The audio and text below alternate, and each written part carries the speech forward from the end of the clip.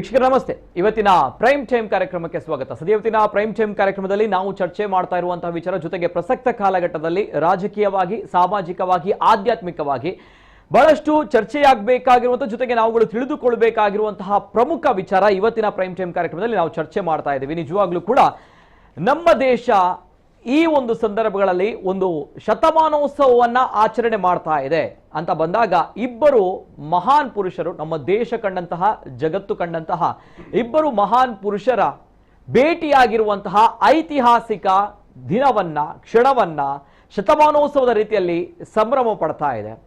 ಬಹಳಷ್ಟು ಜನರಿಗೆ ಇದು ಗೊತ್ತಿಲ್ಲ, ಆದರೆ ಇದು ಗೊತ್ತಾಗಬೇಕು. ಯಾಕಂತ ಬಂದಾಗ ಇವರಿಂದಲೇ ನಮ್ಮ ಸಮಾಜದಲ್ಲಿ ಈಗಲೂ ಕೂಡ ಸಾಮಾಜಿಕ ನ್ಯಾಯ, ನೀತಿ, ಸಮಾನತೆ ಎಲ್ಲವೂ ಕೂಡ ಉಳಿದಿರುವಂಥದ್ದು.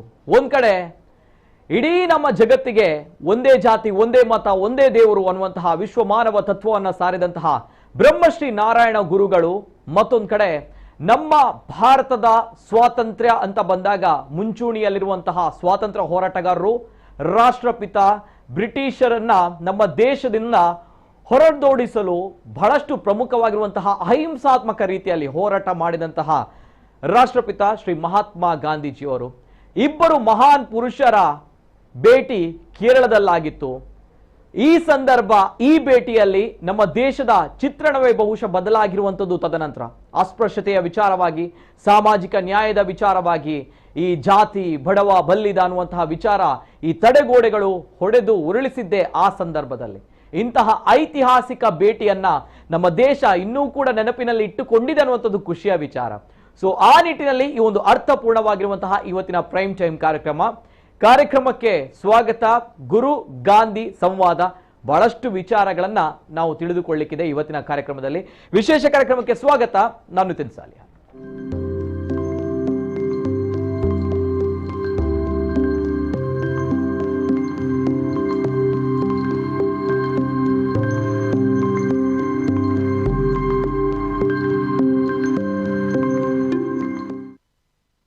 ಒಂದ್ ಕಡೆ ಸಂತ ಶ್ರೇಷ್ಠರು ಬ್ರಹ್ಮಶ್ರೀ ನಾರಾಯಣ ಗುರುಗಳು, ಮತ್ತೊಂದ್ ಕಡೆ ರಾಷ್ಟ್ರಪಿತ ಮಹಾತ್ಮ ಗಾಂಧೀಜಿಯವರು. ಇಬ್ಬರು ಮಹಾನ್ ಪುರುಷರು, ಇವರ ಭೇಟಿ ಆಗಿ ಜೊತೆಗೆ ಅವರ ಮಾತುಕತೆ, ಜೊತೆಗೆ ಆ ಒಂದು ಬದಲಾವಣೆ, ಇವೆಲ್ಲದಕ್ಕೂ ಕೂಡ ಶತಮಾನೋತ್ಸವ ಸಂಭ್ರಮ. ಈ ಹಿನ್ನೆಲೆ ಬಹಳಷ್ಟು ಜನರಿಗೆ ಗೊತ್ತಿಲ್ಲ. ಇಬ್ಬರ ಹೆಸರುಗಳನ್ನ ನಾವು ಕೇಳಿದ್ದೀವಿ, ಅವರ ಜೀವನ ತತ್ವವನ್ನು ನೋಡಿದ್ದೀವಿ. ಅವರೆಲ್ಲರೂ ಕೂಡ ಮಹಾನ್ ಪುರುಷರು, ಆದರ್ಶ ಪುರುಷರು, ಹೌದು. ಆದ್ರೆ ಅವರ ಭೇಟಿಯ ಬಗ್ಗೆ ಬಹಳಷ್ಟು ಜನರಿಗೆ ಗೊತ್ತಿಲ್ಲ. ಸೊ ನಿಜವಾಗ್ಲೂ ಕೂಡ ಇದೊಂದು ಐತಿಹಾಸಿಕವಾಗಿರುವಂತಹ ಜೊತೆಗೆ ಸ್ವಾರಸ್ಯಕರವಾಗಿರುವಂತಹ ಒಂದು ಘಟನೆ. ಎಲ್ಲಾ ವಿಚಾರದ ಬಗ್ಗೆ ಮಾತಾಡಬೇಕು, ಜೊತೆಗೆ ನಮ್ಮ ದೇಶವು ಕೂಡ ಈ ಸಂಭ್ರಮವನ್ನ ಪಡ್ತಾ ಇದೆ. ಗುರು ಗಾಂಧಿ ಸಂವಾದ, ಆ ನಿಟ್ಟಿನಲ್ಲಿ ನಮ್ಮ ಮಂಗಳೂರಿನಲ್ಲೂ ಕೂಡ ಒಂದು ಮಹತ್ವಪೂರ್ಣವಾಗಿರುವಂತಹ ಕಾರ್ಯಕ್ರಮ ಇದೇ ಡಿಸೆಂಬರ್ 3ರಂದು ನಡೀಲಿಕ್ಕಿದೆ. ಎಲ್ಲಾ ವಿಚಾರದ ಬಗ್ಗೆ ಇವತ್ತಿನ ಕಾರ್ಯಕ್ರಮದಲ್ಲಿ ಮಾತಾಡಬೇಕು. ಜೊತೆಗೆ ನಮ್ಮ ಜೊತೆ ಅತಿಥಿಗಳು ಕೂಡ ಜಾಯಿನ್ ಆಗಿದ್ದಾರೆ. ಆತ್ಮೀಯೋಗ್ರತ ಸ್ವಾಗತವನ್ನ ಮಾಡ್ತಾ ಇದ್ದೇನೆ. ಮೊದಲದಾಗಿ ಗುರು ಗಾಂಧಿ ಸಂವಾದ ಶತಮಾನೋತ್ಸವ ಈ ಒಂದು ಕಾರ್ಯಕ್ರಮದ ಸಂಚಾಲಕರು ರಕ್ಷಿತ್ ಶಿವರಾಮ್ ಅವರಿದ್ದಾರೆ. ಆತ್ಮೀಯೋಗ್ರತ ಸ್ವಾಗತವನ್ನ ಮಾಡ್ತಿದ್ದೆ ರಕ್ಷಿತ್ ಶಿವರಾಮ್ ಅವರಿಗೆ. ನಮಸ್ತೆ ಸರ್. ಅದೇ ರೀತಿ ನಮ್ಮ ಜೊತೆ ಇವತ್ತಿನ ಕಾರ್ಯಕ್ರಮದಲ್ಲಿ ಮತ್ತೊಬ್ರು ಸಂಚಾಲಕರು ಶ್ರೀ ಸತ್ಯಜಿತ್ ಸುರತ್ಕಲ್ ಸರ್ ಇವತ್ತಿನ ಕಾರ್ಯಕ್ರಮದಲ್ಲಿ ನಮ್ಮ ಜೊತೆ ಇದ್ದಾರೆ. ಆತ್ಮೀಯೋಗ್ರತ ಸ್ವಾಗತ ಸತ್ಯಜಿತ್ ಸುರತ್ಕಲ್ ಅವರಿಗೆ. ನಮಸ್ತೆ ಸರ್. ನಮಸ್ತೆ.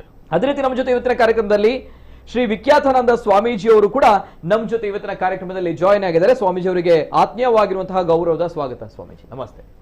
ಮೂವರು ಅತಿಥಿಗಳು ಕೂಡ ಕಾರ್ಯಕ್ರಮದಲ್ಲಿ ಜಾಯಿನ್ ಆಗಿದ್ದಾರೆ. ಜೊತೆಗೆ ನಿಜವಾಗ್ಲೂ ಕೂಡ ಈ ಒಂದು ಘಟನೆ, ಜೊತೆಗೆ ಈ ಒಂದು ಐತಿಹಾಸಿಕವಾಗಿರುವಂತಹ ಭೇಟಿ ಇಡೀ ನಮ್ಮ ಭಾರತದ ಸಾಮಾಜಿಕ, ಆಧ್ಯಾತ್ಮಿಕ, ರಾಜಕೀಯ ಎಲ್ಲಾ ವಿಚಾರವಾಗಿ ಕೂಡ ಪ್ರಮುಖವಾಗಿರುವಂತಹ ಪಾತ್ರವನ್ನು ವಹಿಸುತ್ತೆ. ಆ ನಿಟ್ಟಿನಲ್ಲಿ ಈ ಒಂದು ಗುರು ಗಾಂಧಿ ಸಂವಾದ ಅನ್ನುವಂತಹ ಅರ್ಥಪೂರ್ಣ ಕಾರ್ಯಕ್ರಮ ಡಿಸೆಂಬರ್ 3ರಂದು ಮಂಗಳೂರು ವಿಶ್ವವಿದ್ಯಾಲಯದ ಪ್ರಾಂಗಣದಲ್ಲಿ ನಡೆಯಲಿಕ್ಕಿದೆ. ಜೊತೆಗೆ ನಮ್ಮ ರಾಜ್ಯದ ಮುಖ್ಯಮಂತ್ರಿ ಸನ್ಮಾನ್ಯ ಸಿದ್ದರಾಮಯ್ಯನವರು ಕೂಡ ಆಗಮಿಸಲಿಕ್ಕಿದ್ದಾರೆ. ಎಲ್ಲಾ ಕಾರ್ಯಕ್ರಮದ ಬಗ್ಗೆ ಮಾತಾಡಬೇಕು. ಅಷ್ಟಕ್ಕೂ ಕೂಡ ನಾನು ಆಗ್ಲೇ ಹೇಳಿದಾಗೆ ಬಹಳಷ್ಟು ಜನರಿಗೆ ಗೊತ್ತಿಲ್ಲ. ಮಹಾತ್ಮ ಗಾಂಧೀಜಿಯವರು ಜೊತೆಗೆ ಬ್ರಹ್ಮಶ್ರೀ ನಾರಾಯಣ ಗುರುಗಳು ಅವರ ಒಂದು ಐತಿಹಾಸಿಕ ಭೇಟಿಯ ಬಗ್ಗೆ ನಾನು ನೇರವಾಗಿ ಆ ಒಂದು ವಿಚಾರದ ಬಗ್ಗೆ ಮಾತಾಡಬೇಕು ಸರ್. ಹಾಗಾಗಿ ನಾನು ಸಂಚಾಲಕರು ರಕ್ಷಿತ್ ಶಿವರಾಮ್ ಅಲ್ಲಿ ಹೋಗ್ತಾ ಇದ್ದೀನಿ. ಎಸ್ ಸರ್, ಈ ಒಂದು ಭೇಟಿ ಐತಿಹಾಸಿಕವಾಗಿರುವಂತಹ ಕ್ಷಣ, ಈ ಒಂದು ಶತಮಾನೋತ್ಸವವನ್ನ ನೆನಪು ಮಾಡ್ಕೊಳ್ತಾ ಇದೆ ನಮ್ಮ ದೇಶ ಅನ್ನುವಂಥದ್ದು ಖುಷಿಯ ಸಂಗತಿ ಪ್ರಸಕ್ತ ಕಾಲಘಟ್ಟದಲ್ಲಿ. ಅಂಡ್ ನೀಡ್ ಆಲ್ಸೋ ಈಗಿನ ಕಾಲಘಟ್ಟದಲ್ಲಿ ಈ ಒಂದು ಚರ್ಚೆಗಳು ಏನ್ ಹೇಳ್ತೀರಾ ಸರ್? ಇದೊಂದು ಐತಿಹಾಸಿಕವಾದ ಭೇಟಿ. ನಾವು ಸಾಮಾನ್ಯವಾಗಿ ಗಾಂಧೀಜಿ ರಾಷ್ಟ್ರಪಿತ ಇಡೀ ದೇಶದಲ್ಲಿ ಸತ್ಯ ಮತ್ತು ಅಹಿಂಸೆ, ಸತ್ಯಾಗ್ರಹದ ಮೂಲಕ ಬ್ರಿಟಿಷರನ್ನ ಹೋಗಲಾಡಿಸಿ ಮತ್ತು ಸ್ವಾತಂತ್ರ್ಯವನ್ನು ತಂದುಕೊಟ್ಟಂತ ಒಬ್ಬ ಮಹಾನ್ ವ್ಯಕ್ತಿ. ಅದೇ ರೀತಿ ಧಾರ್ಮಿಕ ಕ್ಷೇತ್ರದಲ್ಲಿ ಎಲ್ಲೂ ಕೂಡ ರಕ್ತ ಕ್ರಾಂತಿ ಮಾಡದೆ ರಕ್ತರಹಿತ ಕ್ರಾಂತಿಯನ್ನ ಮಾಡಿ ಅದೇ ಅಹಿಂಸೆ, ಅದೇ ಸತ್ಯಾಗ್ರಹ, ಸಮಾನತೆ ಮತ್ತು ಎಲ್ಲರಿಗೂ ಸಮಾನ ಅವಕಾಶವನ್ನ ಕೊಡಬೇಕು ಅಂತ ಇಡೀ ವಿಶ್ವ ಕೊಂಡಾಡುವಂತ ದಾರ್ಶನಿಕರು ಬ್ರಹ್ಮಶ್ರೀ ನಾರಾಯಣ ಗುರುಗಳು. ಇವರು ಇಬ್ಬರ ಒಂದು ಸಂವಾದ ಅದೊಂದು ಐತಿಹಾಸಿಕ ಸಂವಾದ ಆಗಿರುತ್ತೆ. ಆ ಸಂವಾದದ ನಂತರ ಈ ದೇಶದ ಚಿತ್ರಣ ಬದಲಾಗ್ತದೆ, ಈ ಸ್ವಾತಂತ್ರ್ಯ ಹೋರಾಟದ ಚಿತ್ರಣ ಬದಲಾಗ್ತದೆ, ಜಾತಿ ಪದ್ಧತಿ, ಈ ಎಜುಕೇಶನ್ ಸಿಸ್ಟಮ್ ಎಲ್ಲದರ ಚಿತ್ರಣವನ್ನ ಬದಲಾಯಿಸ್ತಾ ಬರ್ತಾರೆ.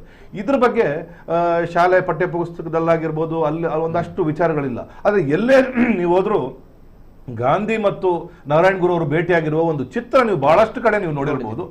ರವೀಂದ್ರನಾಥ್ ಟಾಗೋರ್ ಅವರು ಭೇಟಿಯಾಗಿರುವಂತಹ ಒಂದು ಚಿತ್ರ ಕೂಡ ನೋಡಿರ್ಬೋದು. ಈ ರೀತಿ ಸಾಕಷ್ಟು ದಾರ್ಶನಿಕರು ನಾರಾಯಣ ಗುರು ಅವರನ್ನ ಬಂದು ಭೇಟಿಯಾಗಿದ್ದಾರೆ, ಸ್ವಾತಂತ್ರ್ಯ ಹೋರಾಟದವರು ಬಂದು ಭೇಟಿಯಾಗಿದ್ದಾರೆ.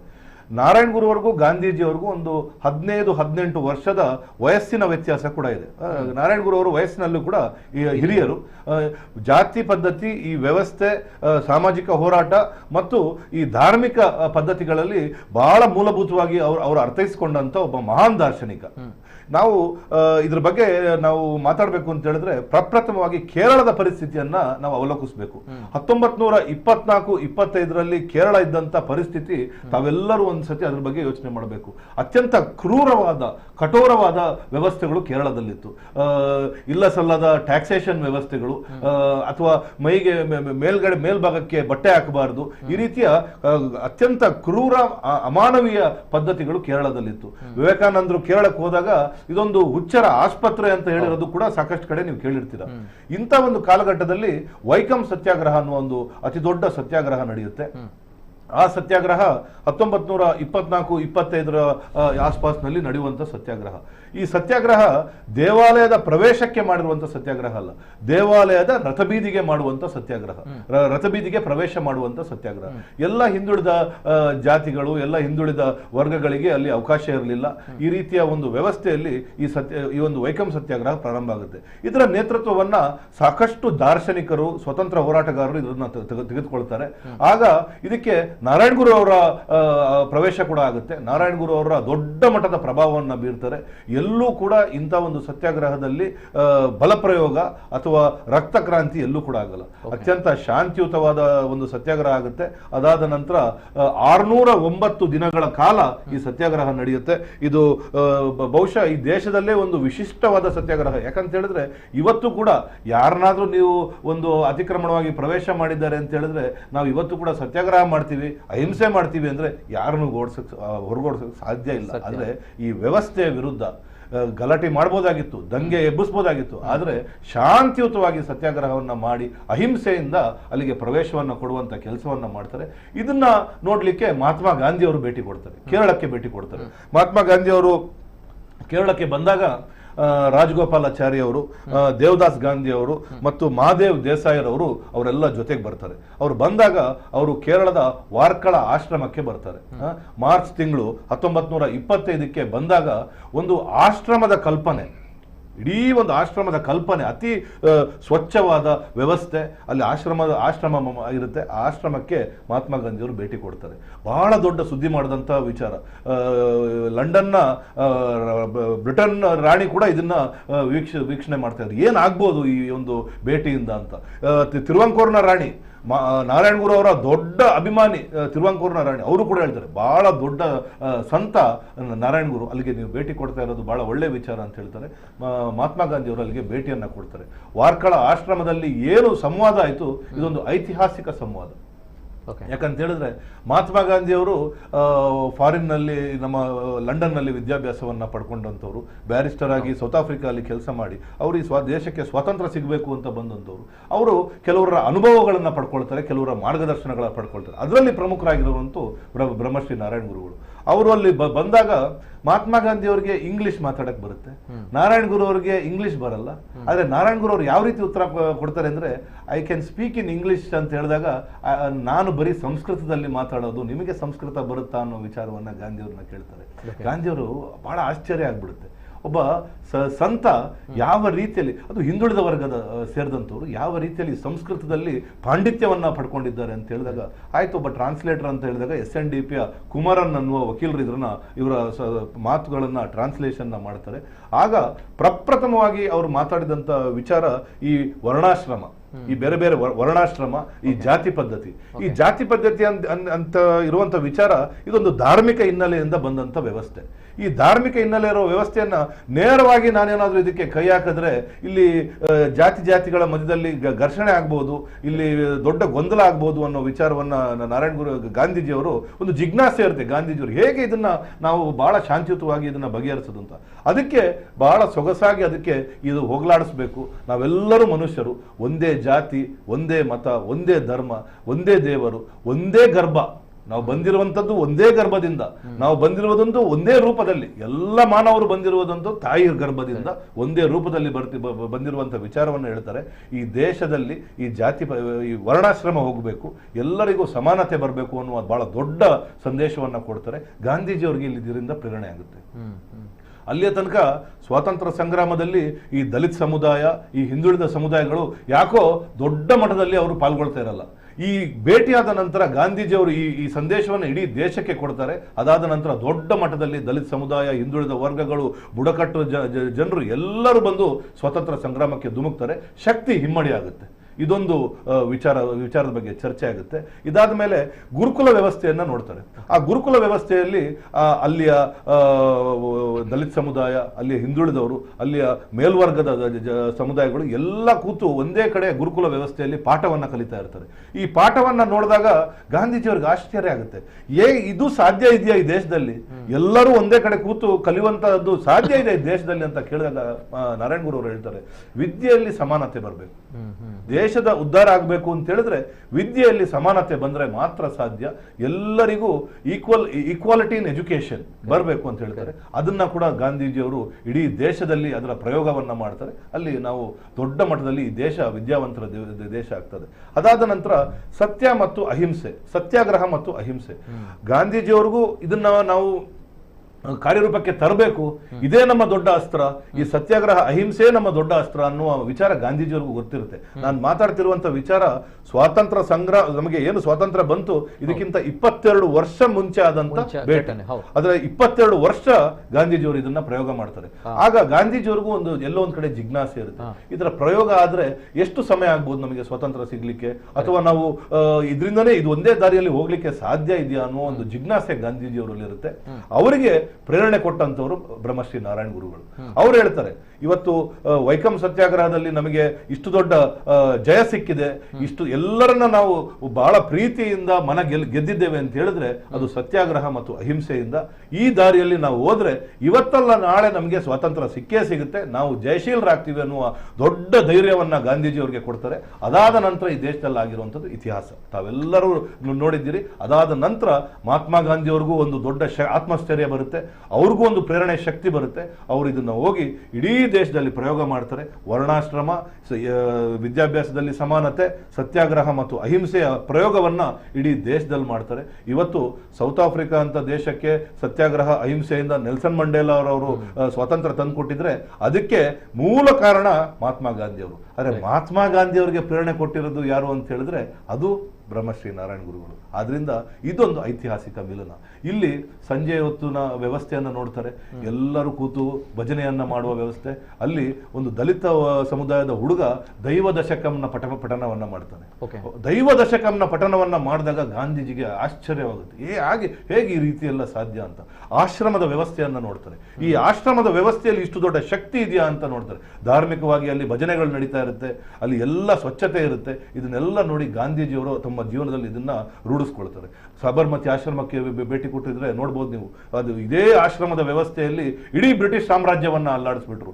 ಇದಾದ್ಮೇಲೆ ವಾರ್ಧಾದಲ್ಲಿ, ನಮ್ಮ ಮಹಾರಾಷ್ಟ್ರದಲ್ಲಿ ವಾರ್ಧಾದಲ್ಲಿ ಒಂದು ಆಶ್ರಮ ಇದೆ. ಈ ಆಶ್ರಮಕ್ಕೆ ಆ ಆಶ್ರಮಕ್ಕೂ ಕೂಡ ಇದೇ ಆಶ್ರಮ ಪ್ರೇರಣೆ ಆಗಿರುತ್ತೆ. ಆದ್ರಿಂದ ಗಾಂಧೀಜಿಯವರು ಎಲ್ಲೋ ಆಫೀಸ್ ಮಾಡಿ ಅಲ್ಲಿ ಕೂತ್ಕೊಂಡೇನು ಸ್ವಾತಂತ್ರ್ಯ ಹೋರಾಟದ ಇಡೀ ರೂಪರೇಷೆಯನ್ನ ಮಾಡಲಿಲ್ಲ. ಅವರು ಈ ಗುರುಕುಲ ವ್ಯವಸ್ಥೆಯಲ್ಲಿ, ಈ ಆಶ್ರಮದ ವ್ಯವಸ್ಥೆಯಲ್ಲಿ ಕೂತು ಇಡೀ ಬ್ರಿಟಿಷ್ ಸಾಮ್ರಾಜ್ಯವನ್ನ ಅಲ್ಲಾಡಿಸುವಂತ ವ್ಯವಸ್ಥೆಯನ್ನ ಮಾಡಿದ್ರು. ಈ ಇಬ್ಬರು ಮಹನೀಯರ ಈ ಭೇಟಿ ಒಂದು ಐತಿಹಾಸಿಕ ಭೇಟಿಯಾಗಿ ಇಲ್ಲಿಂದ ರೂಪುಗೊಳ್ಳುತ್ತೆ. ನಿಜ ನಿಜ, ಬ್ಯೂಟಿಫುಲ್ ಎಕ್ಸ್ಪ್ಲೇನ್ ನಮ್ಮ ರಕ್ಷಿತ್ ಶಿವರಾಮ್ ಅವರು. ಯಾಕಂದ್ರೆ ಈ ಒಂದು ಐತಿಹಾಸಿಕ ಭೇಟಿ ಏನೆಲ್ಲ ಚರ್ಚೆ ಆಯಿತು ಅಲ್ಲಿ, ಜೊತೆಗೆ ಯಾವ ರೀತಿ ಅದು ನಮ್ಮ ದೇಶದ ಸ್ವಾತಂತ್ರ್ಯದ ಸಂದರ್ಭಗಳಲ್ಲಿ ಯಾವ ರೀತಿ ಅದೊಂದು ಉಜ್ವಲ ಪ್ರಜ್ವಲ ಒಂದು ಬೆಳಕಿನ ರೀತಿಯಲ್ಲಿ ಕನ್ವರ್ಟ್ ಆಯಿತು ಅನ್ನುವಂಥ ನಿಟ್ಟಿನಲ್ಲಿ. ಯಾಕಂದ್ರೆ ದಟ್ಸ್ ವೈ ನಮಗೆ ಈಗ ಅಹಿಂಸಾ ರೂಪದಲ್ಲಿ ನಮಗೆ ಸ್ವಾತಂತ್ರ್ಯ ಸಿಕ್ಕಿರುವಂಥದ್ದು. ಒಂದ್ ಕಡೆ ಸಂತ ಶ್ರೇಷ್ಠರು, ಇನ್ನೊಂದು ಕಡೆ ರಾಷ್ಟ್ರಪಿತರು, ಇವರಿಬ್ಬರ ಆ ಒಂದು ಭೇಟಿ, ಆ ಭೇಟಿಯಿಂದ ನಮ್ಮ ದೇಶದ ಚಿತ್ರಣವೇ ಬದಲಾಗಿರುವಂಥದ್ದು. ಸೊ ಹಾಗಿದ್ದಾಗ ಸ್ವಾಭಿಮಾನದಿಂದ ನಾವುಗಳು ಈಗ ಬದುಕ್ತಾ ಇದ್ದೀವಿ ಅಂತ ಬಂದಾಗ ಬಿಕಾಸ್ ಆಫ್ ಈ ಅಸ್ಪೃಶ್ಯತೆ ಅನ್ನುವಂಥದ್ದು, ಈ ಜಾತೀಯತೆ ಅನ್ನುವಂಥದ್ದು, ಅದೆಲ್ಲ ಗೋಡೆಗಳನ್ನ ಹೊಡೆದಾಕಿದವರು ಬ್ರಹ್ಮಶ್ರೀ ನಾರಾಯಣ ಗುರುಗಳು. ಇವೆಲ್ಲದರ ಜೊತೆಗೆ ಬ್ರಿಟಿಷರ ವಿರುದ್ಧ ನಾವು ದಾಸ್ಯದಿಂದ ನಮ್ಮನ್ನ ಮುಕ್ತಿಗೊಳಿಸಿರುವಂಥದ್ದು ರಾಷ್ಟ್ರಪಿತ ಮಹಾತ್ಮ ಗಾಂಧೀಜಿಯವರು. ಸೊ ಹಾಗಿದ್ದಾಗ ಸತೀಶ್ ಸುರತ್ಕಲ್ ಅವರು ಮತ್ತೊಬ್ರು ಸಂಚಾಲಕರು ಈ ಕಾರ್ಯಕ್ರಮದ. Yes sir, first reaction sir, ಏನ್ ಹೇಳ್ತೀರಿ? ಇದೆ ಇವತ್ತು ಬಹುಶಃ ಇದರ ಉದ್ಘಾಟನೆ ಪ್ರಧಾನಮಂತ್ರಿ ಮೋದಿಜಿಯವರು ದೆಹಲಿಯಲ್ಲಿ ಮಾಡಿದ್ರು. ಈ ಶತಮಾನೋತ್ಸವ ಕಾರ್ಯಕ್ರಮದ ಉದ್ಘಾಟನೆ ಪ್ರಧಾನಮಂತ್ರಿ ನರೇಂದ್ರ ಮೋದಿಜಿಯವರು ದೆಹಲಿಯಲ್ಲಿ ಮಾಡಿದ್ದಾರೆ. ಆ ನಂತರ ಇದರ ಮುಂದುವರೆದ ಬೆಳವಣಿಗೆ ಕಾರ್ಯಕ್ರಮ ಆಗಿ ವ್ಯಾಟಿಕನ್ ಅಲ್ಲಿ ನಡೆಯುತ್ತದೆ ಕಾರ್ಯಕ್ರಮ.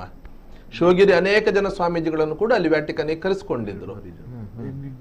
ಕ್ರೈಸ್ತ ಧರ್ಮಗುರುಗಳು, ಪೋಪ್ರವರು ಅಲ್ಲಿ ಅವರೊಂದು ಮಾತನ್ನು ಹೇಳ್ತಾರೆ. ಬ್ರಹ್ಮಶ್ರೀ ನಾರಾಯಣ ಗುರುಗಳು ಕೇವಲ ಭಾರತದ ಸಂತ ಅಲ್ಲ, ಅವರು ವಿಶ್ವಗುರುಗಳು.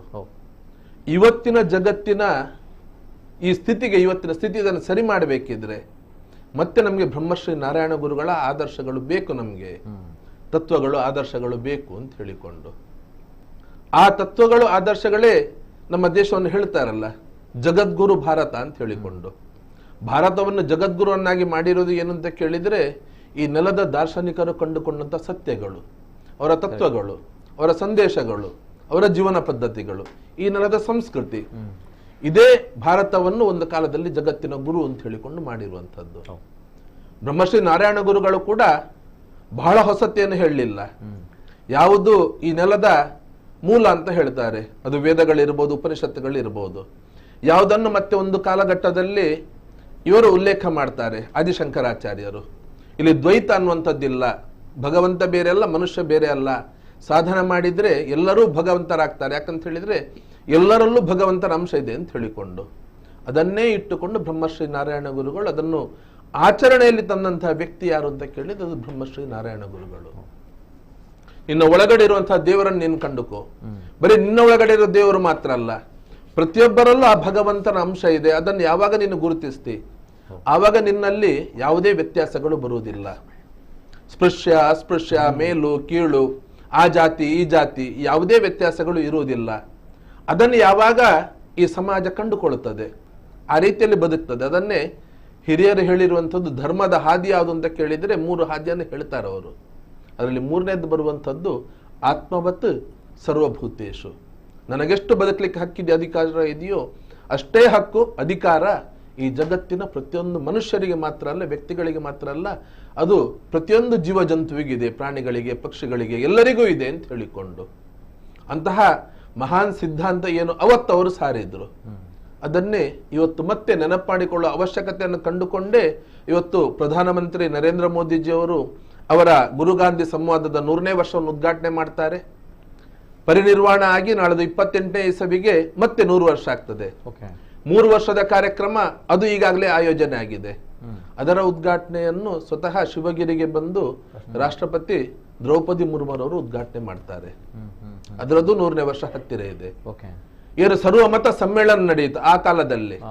ಚಿಕಾಗೋ ಸಮ್ಮೇಳನದ ನಂತರ 2ನೇ ಸಮ್ಮೇಳನ ನಡೆದಿರುವಂತದ್ದು ಅದು ಶಿವಗಿರಿಯಲ್ಲಿ.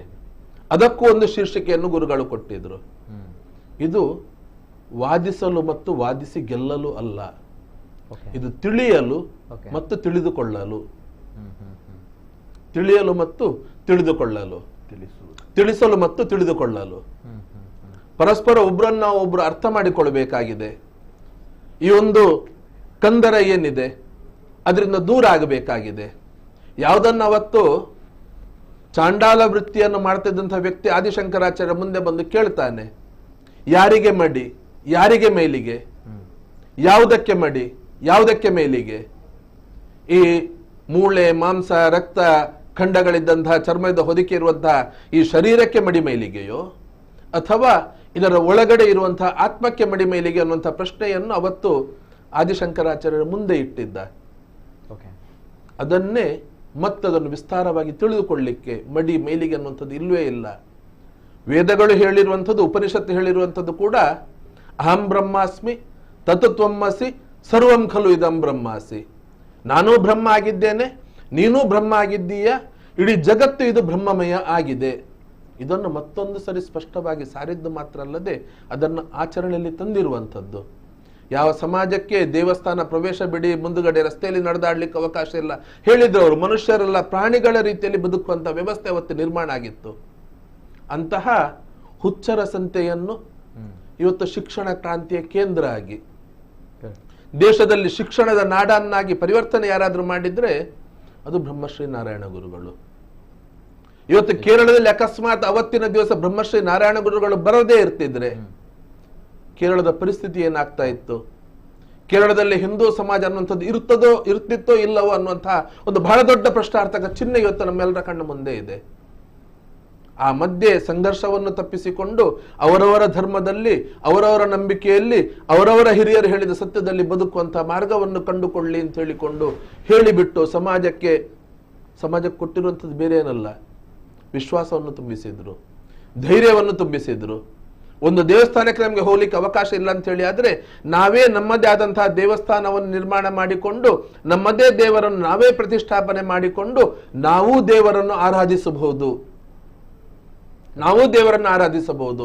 ಅತ್ಯಂತ ಹಿಂದುಳಿದ ಸಮಾಜ ಅಂತ ಹೇಳಿದಂತಹ ಸಮಾಜದ ವ್ಯಕ್ತಿ ಕೂಡ ಅವರಿಗೆ ಶಿಕ್ಷಣ ಮತ್ತು ಸಂಸ್ಕೃತಿಯನ್ನು ಕೊಟ್ಟರೆ ಅವನು ಅತ್ಯಂತ ಉನ್ನತ ಸಮಾಜ ಅಂತ ನಾವೇನು ಹೇಳ್ತಾರೆ, ಅವರ ಹಾಗೆಯೇ ಅವರಿಗಿಂತಲೂ ಒಳ್ಳೆಯ ರೀತಿಯಲ್ಲಿ ಸಭ್ಯ ಗೃಹಸ್ಥನಾಗಿ ಬದುಕಬಹುದು, ಈ ಸಮಾಜದೊಂದು ಆಸ್ತಿಯಾಗಿ ನಿರ್ಮಾಣ ಆಗಬಹುದು. ಇದನ್ನು ಕಲಿಸಿಕೊಟ್ಟಂತಹ ಮಹಾನ್ ಸಂತ. ಹಾಗಾಗಿ ಯುಗ ಪ್ರವರ್ತಕ ಅಂತ ಹೇಳಲಿಕ್ಕೆ ಬಯಸ್ತೇನೆ ನಾನು. ಯುಗದ ಬದಲಾವಣೆಯನ್ನೇ ಮಾಡಿಬಿಟ್ಟು ಸಮಾಜ ಯಾವುದೋ ದಿಕ್ಕಲ್ಲಿ ಹೋಗ್ತಾ ಇತ್ತು ಅದರ ಸರಿದಾರಿಗೆ ಮತ್ತೆ ತಂದು ನಿಲ್ಲಿಸಿಕೊಂಡು ಇಡೀ ಬದಲಾವಣೆ ಮಾಡಿದಂಥದ್ದು. ಇವತ್ತು ಮತ್ತೊಂದು ಸರಿ ಅದರ ಅವಶ್ಯಕತೆ ಇದೆ ಅಂತ ಅನಿಸ್ತದೆ, ಮತ್ತೊಂದ್ಸರಿ ಅದರ ಅವಶ್ಯಕತೆ ಇದೆ ಅಂತ ಹೇಳಿ. ನಿಜವಾಗ್ಲೂ ಕೂಡ ಪ್ರಸಕ್ತ ಕಾಲಘಟ್ಟದಲ್ಲಿ ಅದರ ಅವಶ್ಯಕತೆ ಬೇಕು ಅನ್ನೋದು. ಯಾಕಂದ್ರೆ ಒಂದ್ ಕಡೆ ಹುಚ್ಚರ ಸಂತೆ ಆಗಿದ್ದಂತಹ ಕೇರಳ ಯಾವ ರೀತಿ ಈಗ ಪರಿವರ್ತನೆ ಆಗಿದೆ, ಬೆಳೆದು ನಿಂತಿದೆ, ಜೊತೆಗೆ ದೇಶಕ್ಕೂ ಕೂಡ ಸಂದೇಶ ನೀಡಿದೆ ಅನ್ನುವಂಥದ್ದು. ಇವೆಲ್ಲದರ ನಡುವೆ ಈ ಒಂದು ಗುರು ಗಾಂಧಿ ಭೇಟಿಯ ವಿಚಾರವಾಗಿ ಪ್ರಧಾನಮಂತ್ರಿ ನರೇಂದ್ರ ಮೋದಿ ಅವರು ಈ ಒಂದು ಕಾರ್ಯಕ್ರಮವನ್ನ ಪ್ರಾರಂಭ ಮಾಡಿದ್ದಾರೆ. ಆ ನಿಟ್ಟಿನಲ್ಲಿ ನಮ್ಮ ರಾಜ್ಯದ ಮುಖ್ಯಮಂತ್ರಿಯವರು ಕೂಡ ಡಿಸೆಂಬರ್ 3ಕ್ಕೆ ನಮ್ಮ ಮಂಗಳೂರಿಗೆ ಆಗಮಿಸಲಿಕ್ಕಿದ್ದಾರೆ ಒಂದು ಮಹತ್ವದ ಕಾರ್ಯಕ್ರಮಕ್ಕೆ. ಸೊ ಹಾಗಿದ್ದಾಗ ನಮ್ಮ ಜೊತೆ ಇವತ್ತಿನ ಕಾರ್ಯಕ್ರಮದಲ್ಲಿ ಶ್ರೀ ವಿಖ್ಯಾತಾನಂದ ಸ್ವಾಮೀಜಿ ಅವರು ಕೂಡ ಇದ್ದಾರೆ. ಸ್ವಾಮೀಜಿ ಅವರೇ, ಫಸ್ಟ್ ರಿಯಾಕ್ಷನ್ ಈ ಒಂದು ಕಾರ್ಯಕ್ರಮ. ಎಸ್, ಎರಡೂ ಮಂದಿ ಅತ್ಯುತ್ತಮ ವಿಚಾರಗಳನ್ನು ಮಂಡಿಸಿದೆ. ಎರಡು ವಿಚಾರಗಳು ಬಿಟ್ಟು ಹೋಗಿದೆ, ಅದನ್ನು ನಾನು ತಿಳಿಸುತ್ತಾ ಮುಂದುವರಿದ್ದೆ. ಒಂದು, ಗಾಂಧೀಜಿಯವರು ನಾರಾಯಣ ಗುರುಗಳ ಹತ್ರ ಮಾತಾಡುವಾಗ ಒಂದು ವಿಚಾರ ಎತ್ತುತ್ತಾರೆ, ಮೋಕ್ಷಕ್ಕೆ ಹಿಂದೂ ಧರ್ಮ ಪರ್ಯಾಪ್ತವ, ಅದರಿಂದ ಮುಂದೆ ಹೀಗೆ ಇರುವ ಹಿಂದೂ ಧರ್ಮದ ಆಚಾರ ವಿಚಾರಗಳು ಆಗ ನಾರಾಯಣ ಗುರುಗಳು ಪರ್ಯಾಪ್ತ ಅಂತ ಹೇಳ್ತಾರೆ. ಎಲ್ಲಿಯೂ ಅವರು ಇದು ಮಾಡೋದಿಲ್ಲ, ವಿರೋಧ ಆಭಾಸ ಹುಟ್ಟುವಂತ ಎಲ್ಲಿಯೂ ಹೋಗಲಿಲ್ಲ. ಹಿಂದೂ ಧರ್ಮದಲ್ಲಿರುವಂಥ ಕೆಲವು ನ್ಯೂನ್ಯತೆಗಳನ್ನು ಸರಿಪಡಿಸಬೇಕು ಅಂತ. ಆಗ ಅದೇನು, ಅದು ಜಾತಿ ವ್ಯವಸ್ಥೆ. ಹಾಗೆ ಗಾಂಧಿ ಮಾವಿನ ಎಳೆಯನ್ನು ಒಂದು 4-5 ಎಲೆಗಳನ್ನು ತೋರಿಸಿ ಹೇಳ್ತಾರೆ, ಒಂದು ಎಲೆಗಳು ಬೇರೆ ಬೇರೆ ಇದೆಯಲ್ಲ ಅಂತ. ಆಗ ನಾರಾಯಣ ಗುರುಗಳು ಹೇಳ್ತಾರೆ, ಎಲ್ಲ ಎಲೆಗಳ ರಸವನ್ನು ತೆಗೆದಾಗ ಒಂದೇ ಆಗಿರ್ತದಲ್ಲ ಅಂತ. ಆಗ ಗಾಂಧಿಗೆ ಅದೊಂದು ದೊಡ್ಡ ಇದೊಂದಾಗ್ತದೆ. ಆಗ ಅವರು ಇದರಲ್ಲಿ ಏನೋ ಇದೆ ಅಂತ ಗಾಂಧಿ ಆವಾಗ ಮುಂದೆ ಅಲ್ಲಿ ಮಾತಾಡಿ ಹೋಗಿ ಟ್ರಿವೆಂಡ್ರಮ್ನಲ್ಲಿ ಸಾರ್ವಜನಿಕ ಸಭೆಯಲ್ಲಿ ಹೇಳ್ತಾರೆ, ನಾನು ಕೇರಳಕ್ಕೆ ಬಂದು ಮಹಾ ಯೋಗಿ ನಾರಾಯಣ ಗುರುಗಳನ್ನು ಕಂಡೆ, ಅದರಿಂದ ನಾನು ಭಾರಿ ಪ್ರಭಾವಿತನಾದೆ. ನಾನು ಇಷ್ಟುವರೆಗೆ ನಡೆಸಿಕೊಂಡು ಬಂದಿದ್ದಂಥ ಯಂಗ್ ಇಂಡಿಯಾ ಪತ್ರಿಕೆಗೆ ಹರಿಜನ ಎಂತ ಹೆಸರನ್ನು ಇಡ್ತೇನೆ ಅಂತ. ಅಲ್ಲಿ ಅವರ ಹರಿಜನ ಪೇಪರ್ ನೀಡಿದ ಅವರ ಯಂಗ್ ಇಂಡಿಯಾ ಪೇಪರ್ ಪತ್ರಿಕೆಗೆ ಅಲ್ಲಿ ಆ ನಾರಾಯಣ ಗುರುಗಳ ಸಂದರ್ಶನದ ಒಂದು ರಿಯಾಕ್ಷನ್ ಅಂತ ಹೇಳ್ಬೋದು. ಹಾಗೆ ಹರಿಜನ ಪತ್ರಿಕೆ ಇಡೋದು. ಅದರ ಒಟ್ಟಿಗೆ ಸ್ವಾತಂತ್ರ್ಯ ಹೋರಾಟದ ಒಟ್ಟಿಗೆ ಈ ಶೋಷಿತ ಏನಿದೆ ಜಾತಿ ವ್ಯವಸ್ಥೆ ವಿರುದ್ಧ ಬಗ್ಗೆ ಗಾಂಧೀಜಿ ಮಾತಾಡಲಿಕ್ಕೆ ಪ್ರಾರಂಭವಾಗುವುದಲ್ಲಿ ಅದು ಈ ರಕ್ಷಿತ್ ಹೇಳಿದಾಗೆ ಸ್ವಾತಂತ್ರ್ಯ ಹೋರಾಟಕ್ಕೆ ಒಂದು ತುಂಬ ಶಕ್ತಿ ಕೊಟ್ಟಿತ್ತು. ಅದು ಗಾಂಧಿಗೆ ಒಂದು ಬಲ. ಕೇವಲ ಕೆಲವೇ ವ್ಯಕ್ತಿಗಳಿದ್ದ ಅಂದರೆ ಸ್ವಲ್ಪ ಸಮಯ ಇದೆ, ಇಡೀ ಜನ ಅಂದರೆ ಭಾರತೀಯರೆಲ್ಲರೂ ಸೇರುವ. ಅದಕ್ಕೆ ನಾರಾಯಣ ಗುರುಗಳ ಪಟ್ಟ ಶಿಷ್ಯ ನಮ್ಮ ಸೌತ್ಕಂಡ್ರ ಮೂಲದವರು ಅಂತ ಹೇಳ್ತಾರೆ. ಅನಂತ ಶೆಣೈ ಅಂತ ಗೌಡ ಸಾರಸ್ವತ ಕುಟುಂಬದ ವ್ಯಕ್ತಿ, MA ಪದವೀಧರ, ಅವರು ನಾರಾಯಣ ಗುರುಗಳ ಒಟ್ಟಿಗೆ ಸೇರಿಕೊಳ್ತಾರೆ. ಆಗ ಗುರುಗಳು ಹೇಳ್ತಾರೆ, ನೀನು ಸ್ವಾತಂತ್ರ್ಯ ಹೋರಾಟ ಅದರಲ್ಲಿ ಹೋಗು, ಸಮಯ ಬಂದಾಗ ಕರೆಯುತ್ತೇನಂತ. ಸಮಾಧಿಗೆ 3 ತಿಂಗಳು ಇರುವಾಗ ಅನಂತ ಶೆಣೈಯನ್ನು ಕರೆಯಿರಿ ಅಂತ ಹೇಳ್ತಾರೆ. ಅವರನ್ನು ಕರ್ಕೊಂಡು ಬರ್ತಾರೆ. ಅವರು ಒಂದು ಶಿವಗಿರಿ ಮಠಕ್ಕೆ ನಿಯಮ ಮಾಡಿದ್ದಾರೆ, ಕನಿಷ್ಠ ಪಕ್ಷ 1 ವರ್ಷದಿಂದ ಜಾಸ್ತಿ ವಾಸವಾಗಿರಬೇಕು ಸನ್ಯಾಸ ಕೊಡುವವನಿಗೆ, ಅವನ ಬಗ್ಗೆ ಎಲ್ಲ ಪೂರ್ವಾಪರ ತಿಳಿದಿರಬೇಕು ಅಂತ ನಿಯಮ ಶಿವಗಿರಿ ಮಠದ ಇವತ್ತೂ ಇದೆ. ನಮಗೆಲ್ಲ 5 ವರ್ಷದ ನಂತರ ಸನ್ಯಾಸ ದೀಕ್ಷೆ. ಆಗ ಅವ್ರು ಹೇಳ್ತಾರೆ, ಅನಂತನೇ ನಮಗ್ ಕರಿಯ ಅಂದರೆ ಅನಂತ ಶೆಣೈ ನಮಗೆ ಸರಿ ಗೊತ್ತು ಅಂತ ಅವರಿಗೆ ಸನ್ಯಾಸ ದೀಕ್ಷೆ ಕೊಟ್ಟು ಆನಂದ ತೀರ್ಥ ಅಂತ ಹೇಳ್ತಾರೆ. ಆನಂದ ತೀರ್ಥರು ಎಂಥ ಹೋರಾಟಗಾರ ಅಂದರೆ, ಎಲ್ಲೆಲ್ಲಿ ಬ್ರಾಹ್ಮಣ ಭೋಜನ ಇರ್ತದಲ್ಲ ಅಲ್ಲಿ ಹೋಗಿ ದಲಿತ ಮಕ್ಕಳನ್ನು ಕೊಂಡೋಗಿ ಕೂತುಕೊಳ್ಳೋದು. ಆಗ ಇದೇ ನಿಮ್ಮ ತ್ರಿಶೂರಿನ ಎಂತ ಹೆಸರು, ಕೃಷ್ಣ ದೇವಸ್ಥಾನ, ಗುರುವಾಯೂರು ದೇವಸ್ಥಾನದಲ್ಲಿ ಕಟ್ಟಿಗೆಯಲ್ಲಿ ಒಡೆದು ಅವರನ್ನು ಸಾಯುವ ಪರಿಸ್ಥಿತಿ ಮಾಡಿಬಿಟ್ಟಿದ್ದರು ಈ ದಲಿತ ಮಕ್ಕಳನ್ನು ಇಟ್ಕೊಂಡು. ಅವರದ್ದು ದಲಿತ ಮಕ್ಕಳಿಗೆ ಅವರ ಪರಂಪರೆಯ ವಿಚಾರವಾಗಿ ಮಾತಾಡುವಾಗ ನಾವು ಅದನ್ನು ಇನ್ನೊಂದು, ಆ ಕಾಲಘಟ್ಟದಲ್ಲಿ ಕೆಳವರ್ಗಕ್ಕೆ ರಾಮ, ಕೃಷ್ಣ, ಗೋವಿಂದ ಈ ದೇವರ ಹೆಸರನ್ನು ಹೇಳುವ ಅವಕಾಶವೇ ಇಲ್ಲ. ಹೇಳಿದರೆ ಹೋಯಿತು. ಅಷ್ಟು ಕ್ರೂರವಾಗಿ ಅವರನ್ನು ಇದು ಮಾಡ್ತಿದ್ದರು. ಎಲ್ಲಿಯಾದರೂ ರಾಮ ಅಂತ ಕೆಳವರ್ಗದವ ಹೇಳಿದರೆ ಹೋದ ಅವನು. ಅದಕ್ಕೆ ನಾರಾಯಣ ಗುರುಗಳು ಏನು ಮಾಡಿದ್ರು ಗೊತ್ತಿಲ್ಲ, ಎಲ್ಲಿಯೂ ದೇವರ ಹೆಸರನ್ನು ಹೇಳದೆ ದೈವ ದಶಕ ಅಂತ 10 ಪದ್ಯಗಳ ಒಂದು ಪದ್ಯ ಮಾಡಿದ್ರು. ಅದು ಈಗ 137 ಭಾಷೆಗಳಲ್ಲಿ ವಿಶ್ವ ಎಲ್ಲ ಭಾಷೆಯಲ್ಲೂ ಇದ್ದಾರೆ. ಅದರಲ್ಲಿ ಒಂದು ಪ್ರಥಮ ಪದ್ಯವನ್ನು ಹೇಳ್ತೇನೆ. ರಕ್ಷಿಸು ನಮ್ಮನು ದೇವ, ಕೈ ಪಿಡಿದು ಸಲಹೋ ದೇವ, ಭವಶರದಿ ನಾವಿಕನೆ ನೀನು, ತವ ಚರಣವೇ ನಮ್ಮ ನಾವೇ. ಅಂದರೆ ಇಡೀ ಸಂಸಾರವನ್ನೊಂದು ಸಮುದ್ರಕ್ಕೆ ಹೋಲಿಸಿ ಅದರಲ್ಲಿ ದೇವರ ಪಾದವನ್ನು ಆ ದೇವರ ಪಾದವನ್ನು ಹಡಗಿಗೆ ತೋರಿಸಿ ಅದರಲ್ಲಿ ನಮ್ಮನ್ನು ಕೂತು ಆ ಸಂಸಾರ ಸಾಗರ ಎಂಬ ಸಂಸಾರದಿಂದ ನಮ್ಮನ್ನು ದಾಟಿಸುವಂತ. ಅಲ್ಲಿ ಎಲ್ಲಿ ದೇವರ ಹೆಸರು ಬಂತ? ಎಲ್ಲಿ ಬಂದ್ವಿ? ಇಡೀ 10 ಶ್ಲೋಕಗಳಲ್ಲಿ ಎಲ್ಲಿಯೂ ದೇವರ ಹೆಸರಿಲ್ಲ. ನೀ ಸತ್ಯಂ ಜ್ಞಾನಮಾನಂದಂ ಅಂದರೆ ಅದ್ವೈತದ ಪರಾಕೃಷ್ಟಕ್ಕೆ ಮುಟ್ಟಿಸುವಂತ, ಕೊನೆಗೆ ಕೊಂಡೋಗಿ ಮುಟ್ಟಿಸುವಂತ ಬಂದ. ಅದನ್ನು ತನ್ನ 110 ಫೀಟ್ ದೂರದಲ್ಲಿರಬೇಕಂತ ಏನು ಈಗ ನಾವೇನು SC ಮಕ್ಕಳಂತ ಹೇಳ್ತೇವೆ, ಅವರನ್ನು ತನ್ನ ಬುಡದ ಕಾಲಬಡಿದಲ್ಲಿ ತೊಡೆಯಲ್ಲೆಲ್ಲ ಕೂತುಕೊಳ್ಳಿಸಿ ಅವರಿಗೆ ಪದ್ಯ ಆ ಕಾಲದಲ್ಲಿ ಮಾಡಿಸಿದ್ದರಂತೆ ಹೇಳಿದರೆ ಎಷ್ಟು ಅದೊಂದು ದೊಡ್ಡ ವಿಲ್ ಪವರ್ ಅದು ನಾರಾಯಣ ಗುರುಗಳು. ಇದರಲ್ಲಿ ಇನ್ನೊಂದು ನಾವು ಹೇಳಬೇಕಾದ್ರೆ, ಈ ಭಾರತದ ಎಲ್ಲ ನಾವು ಚರಿತ್ರೆಯನ್ನು ಅವಲೋಕಿಸುವಾಗ ಜಾತಿ ಭೇದದ ಬಗ್ಗೆ ಮಾತಾಡುವಾಗ ವೈದಿಕ ಪರಂಪರೆಯನ್ನು ದೂರುತ್ತಾರೆ ಎಲ್ಲ ಕಡೆ. ಆದರೆ ನಾರಾಯಣ ಗುರುಗಳು ಅದೇ ವೈದಿಕ ಪರಂಪರೆಯನ್ನು ಸಮರ್ಥಿಸಿಕೊಂಡು ದೇವಸ್ಥಾನದ ಪ್ರತಿಷ್ಠೆಯ ಮೂಲಕ ಜನರನ್ನು ಒಗ್ಗೂಡಿಸಿದರು ಅಂತ ಹೇಳಿದರೆ, ಅವರು ಸನಾತನ ಸಂಸ್ಕೃತಿಗೆ ಯಾವತ್ತೂ ಇದು ಮಾಡಲೇ ಇಲ್ಲ. ಅದರ ಒಟ್ಟಿಗೆ ಕ್ಷೇತ್ರ ಆರಾಧನೆಯನ್ನು ನೋಡಿ, ಅವರು ಪ್ರಥಮ ಪ್ರತಿಷ್ಠೆ ಮಾಡುವಾಗ ಎಲ್ಲಿ ವೈದಿಕ ವೃತ್ತಿಯನ್ನು ಮಾಡ್ಲಿಕ್ಕೆ ಯಾರಿಲ್ಲ.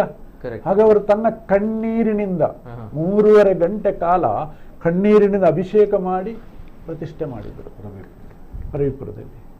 ಅದೇ ಹೇಳಿದರು, ಅಲ್ಲಿ ಬರೆದದ್ದೇನು? ಜಾತಿ ಭೇದ ಮತದ್ವೇಷ ಯಾವುದೊಂದು ಇಲ್ಲದ ಸರ್ವರು ಸಹೋದರರಂತೆ ಬಾಳುವ ಮಾದರಿಯ ತಾಣವಿದು ಅಂತ. ಆ ನಾರಾಯಣ ಗುರುಗಳ ದೀರ್ಘಾಲೋಚನೆಯನ್ನು ನಾವು ಯಾವತ್ತು ಎಷ್ಟೋ ಸರಿ ಈಗ ಕೆಲವರೆಲ್ಲ ಕೇರಳದಲ್ಲಿ ಮಲಯಾಳದಲ್ಲಿ ಹೇಳ್ತಾರೆ ಏನಂದ್ರೆ, ನಾರಾಯಣ ಗುರುಗಳ ಹತ್ರ ಅಲ್ಲಿ ಬನ್ನಿ ಇಲ್ಲಿ ಬನ್ನಿ ಅಂತ ಹೇಳಿದಾಗ 100 ವರ್ಷದ ನಂತರ ತನ್ನಿಂತಾನೇ ನಮ್ಮ ಸಿದ್ಧಾಂತ ಇಲ್ಲೆಲ್ಲ ಭಾರತ ಅಲ್ಲ ವಿಶ್ವಕ್ಕೆ ಹರಿದಾಡ್ತದೆ ಅಂತ ಹೇಳಿದ್ರು. ಈಗ ಅದು ಸತ್ಯ ಆಯಿತು. ಸತ್ಯಜಿತ್ ಹೇಳಿದ ಹಾಗೆ ಇಡೀ ವಿಶ್ವಕ್ಕೆ ಇದು ನಾರಾಯಣ ಗುರುಗಳ ಸಂದೇಶದ ಅವಶ್ಯಕತೆ ಇದೆ. ಎಸ್ ಸ್ವಾಮೀಜಿ ಬರ್ತೇನೆ. ಮೂವರು ಅತಿಥಿಗಳು ಫಸ್ಟ್ ಸೆಕ್ಷನ್ ನಾವು ಈ ಒಂದು ಕಾರ್ಯಕ್ರಮದ ಉದ್ದೇಶ ಜೊತೆಗೆ ಯಾಕೆ ಪ್ರಸಕ್ತ ಕಾಲಘಟ್ಟದಲ್ಲಿ ಬೇಕು, ಅತ್ಯವಶ್ಯಕವಾಗಿ ಬೇಕು, ಯಾಕಂದ್ರೆ ಆ ನಾರಾಯಣ ಗುರುಗಳು ಮಾಡಿದಂತಹ ಕ್ರಾಂತಿ ಅಂತದ್ದು ನಿಜವಾಗ್ಲೂ ಕೂಡ ನಾವು ಈಗ ತಲೆ ಎತ್ತಿ ಸ್ವಾಭಿಮಾನದ ಬದುಕ್ತಾ ಇದೀವಿ ಅಂತ ಬಂದಾಗ ಬಿಕಾಸ್ ಆಫ್ ಸಂತ ಶ್ರೇಷ್ಠರಿಂದ, ಜೊತೆಗೆ ನಾವು ಸ್ವಾಭಿಮಾನದಿಂದ ನಮ್ಮ ಹಕ್ಕುಗಳಿಗೋಸ್ಕರ ನಾವುಗಳು ಈಗ ಹೋರಾಟ ಮಾಡ್ತಿದ್ದು ಬಿಕಾಸ್ ಆಫ್ ರಾಷ್ಟ್ರಪಿತ ಮಹಾತ್ಮ ಗಾಂಧಿ ಅವರಿಂದ. ನಿಜವಾಗ್ಲೂ ಕೂಡ ಈ ಇಬ್ರು ಮಹಾನ್ ಪುರುಷರನ್ನ ಯಾವತ್ತೂ ಕೂಡ ನಮ್ಮ ಇತಿಹಾಸ, ನಮ್ಮ ಜಗತ್ತು, ನಮ್ಮ ದೇಶ ಮರೀಲಿಕ್ಕೆ ಸಾಧ್ಯವೇ ಇಲ್ಲ. ಇನ್ನು ಮುಂದಕ್ಕೆ ನಾನು ಕರೆಗಳನ್ನ ತೆಗೆದುಕೊಳ್ತೀನಿ. ಪ್ರಥಮ ಕರೆ ಇದೆ. ಹಲೋ ಸರ್, ನಮಸ್ತೆ. ನಮಸ್ತೆ ಸರ್, ತಮ್ಮ ಹೆಸರಲ್ಲಿಂದ ಸರ್? ನಾವು ಸತ್ಯನಾರಾಯಣ ಪುತ್ತೂರಿಂದ ಮಾತಾಡ್ತಾ ಇರೋದು. ಪುತ್ತೂರಿಂದ. ನಮಸ್ತೆ ಸರ್, ಮಾತಾಡಿ ಸರ್. ಇವತ್ತೇನ್ ಚರ್ಚೆ ನಡೀತಾ ಇದೆ ನಾರಾಯಣ ಗುರುಗಳು ಮತ್ತು ಗಾಂಧಿಯವರ ಕುರಿತು, ಬಹಳ ಒಳ್ಳೆ ಚರ್ಚೆ. ಈ ಕಾಲಘಟ್ಟದಲ್ಲಿ ನಿಜವಾಗ್ಲೂ ನಡಿಬೇಕಾದಂತ ಚರ್ಚೆ ಆಗಿದೆ ಇವತ್ತು ನಮ್ಮ ಸಮಾಜದಲ್ಲಿ, ಅದರಲ್ಲೂ ಕೂಡ ನಮ್ಮ ದಕ್ಷಿಣ ಕನ್ನಡ ಮತ್ತು ಉಡುಪಿಯಲ್ಲಿ ನಡಿಬೇಕಾಗಿರೋದು. ನಿಜ. ಏಕೆ ಅಂತಂದ್ರೆ ನೋಡಿ, ಗಾಂಧಿ, ನಾನು ಮೊದಲನೇಗೆ ಗಾಂಧಿ ವ್ಯಕ್ತಿತ್ವವನ್ನು ತೆಗೆದುಕೊಂಡಾಗ ಇವತ್ತು ಗಾಂಧಿಯನ್ನ ದೇಶದ್ರೋಹಿ ಎಂದು ಬಿಂಬಿಸುವಲ್ಲಿ ಬಹಳಷ್ಟು ಶಕ್ತಿಗಳು ಕೆಲಸ ಮಾಡ್ತಾರೆ. ಜೊತೆಗೆ ನಾರಾಯಣ ಗುರುಗಳ ಕುರಿತು ಚರ್ಚೆ ನಡೀತಾ ಇದೆ. ಇವತ್ತಿನ ಏನಿದೆ ಸಮಾನತೆಯಲ್ಲಿ, ಜಾತಿ ಪದ್ಧತಿಯಲ್ಲಿ ಇವ್ರನ್ನ ಹೋಗಲಾಡಿಸಲು ನೋಡಿ, ನಾವೀಗ ಜಾಗತಿಕ ಇತಿಹಾಸ ನೋಡಿದಾಗ ಪೆಟ್ರಾರ್ಕ್ನ ನೋಡ್ತೇವೆ, ಡಾಂಟೆಯನ್ನು ಓದ್ತೇವೆ, ಮಾನವತಾವಾದಿಗಳನ್ನು ಓದ್ತೇವೆ. ಆ ಸಾಲಿನಲ್ಲಿ ಸೇರ್ಬೇಕಾದವರು ನಾರಾಯಣ ಗುರುಗಳು. ನಾವು ಇತಿಹಾಸವನ್ನು ನೋಡಿದಾಗ ಕೇರಳವನ್ನ ಮಾನಸಿಕ ರೋಗಗಳ ಆಸ್ಪತ್ರೆ ಅಂತ ಕರೆದಿದ್ರು ಸ್ವಾಮಿ ವಿವೇಕಾನಂದವರು. ಈ ಸಂದರ್ಭದಲ್ಲಿ ಒಂದು ಘಟನೆಯನ್ನ ನೆನಪು ಮಾಡ್ತಾನೆ. ಈ ನಾರಾಯಣ ಗುರುಗಳನ್ನು ಭೇಟಿಯಾಗುವ ಸಂದರ್ಭ ಏನಿತ್ತು ಅಂತಂದ್ರೆ ಗಾಂಧೀಜಿಯವರಿಗೆ ವೈಕಂನಲ್ಲಿ ಒಂದು ಪ್ರತಿಭಟನೆ ನಡೀತಾ ಇರುತ್ತೆ. ಅದು ಏನಿದೆ ಅಂದ್ರೆ ಒಂದು ಶಿವ ದೇವಸ್ಥಾನ ಇರುತ್ತೆ ವೈಕಂನಲ್ಲಿ. ಆ ದೇವಸ್ಥಾನದ ದಾರಿಯಲ್ಲಿ ಯಾರು ಕೂಡ ಇತರ ಜಾತಿಯವರು ಕೂಡ ನಡ್ಕೊಂಡು ಹೋಗಬಾರ್ದು. ನೋಡಿ ಎಂತ ಕೆಟ್ಟ ನಮ್ಮ ಪರಿಸ್ಥಿತಿ ಧರ್ಮದ ಹೆಸರಲ್ಲಿ ನಡೀತಿತ್ತು ಅಂತ. ನಿಜ. ದೇವಸ್ಥಾನದಲ್ಲಿ ಬ್ರಾಹ್ಮಣರನ್ನ ಹೊರತುಪಡಿಸಿ ಉಳಿದ ಜಾತಿಗಳ ಪ್ರವೇಶ ಇಲ್ಲ ಅಂತ ಬೋರ್ಡ್ ಹಾಕಿದ್ರು ಆ ದೇವಸ್ಥಾನದಲ್ಲಿ. ವಿಚಿತ್ರ ಏನಂದ್ರೆ ಒಂದು ಘಟನೆ ನೆನಪು ಮಾಡ್ತಾರೆ ಗಾಂಧೀಜಿಯವರಲ್ಲಿ. ಏನಿದೆ ಅಂದ್ರೆ ಅತ್ಯಂತ ಶ್ರೀಮಂತ ಈಳುವ ಜಾತಿಯವನು ಕಾರ್ ಮೇಲೆ ಹೋಗ್ಬೇಕಾದ್ರೆ ಊರು ಬಂದು ಕೂಡಲೇ ನಡ್ಕೊಂಡು ಹೋಗ್ಬೇಕಾದ್ರೆ ಆ ಚಪ್ಪಲಿನ ಕೈ ಹಿಡಿದುಕೊಂಡು ಆ ಊರಿನ ಶ್ರೀಮಂತ ವ್ಯಕ್ತಿ ಅಂದ್ರೆ ಆತ ಆರ್ಥಿಕ ಬಲಾಢ್ಯನಾಗಿದ್ರು ಆತನಿಗೆ ಸಾಮಾಜಿಕ ಸಮಾನತೆ ಅನ್ನೋದು ಇರಲಿಲ್ಲ.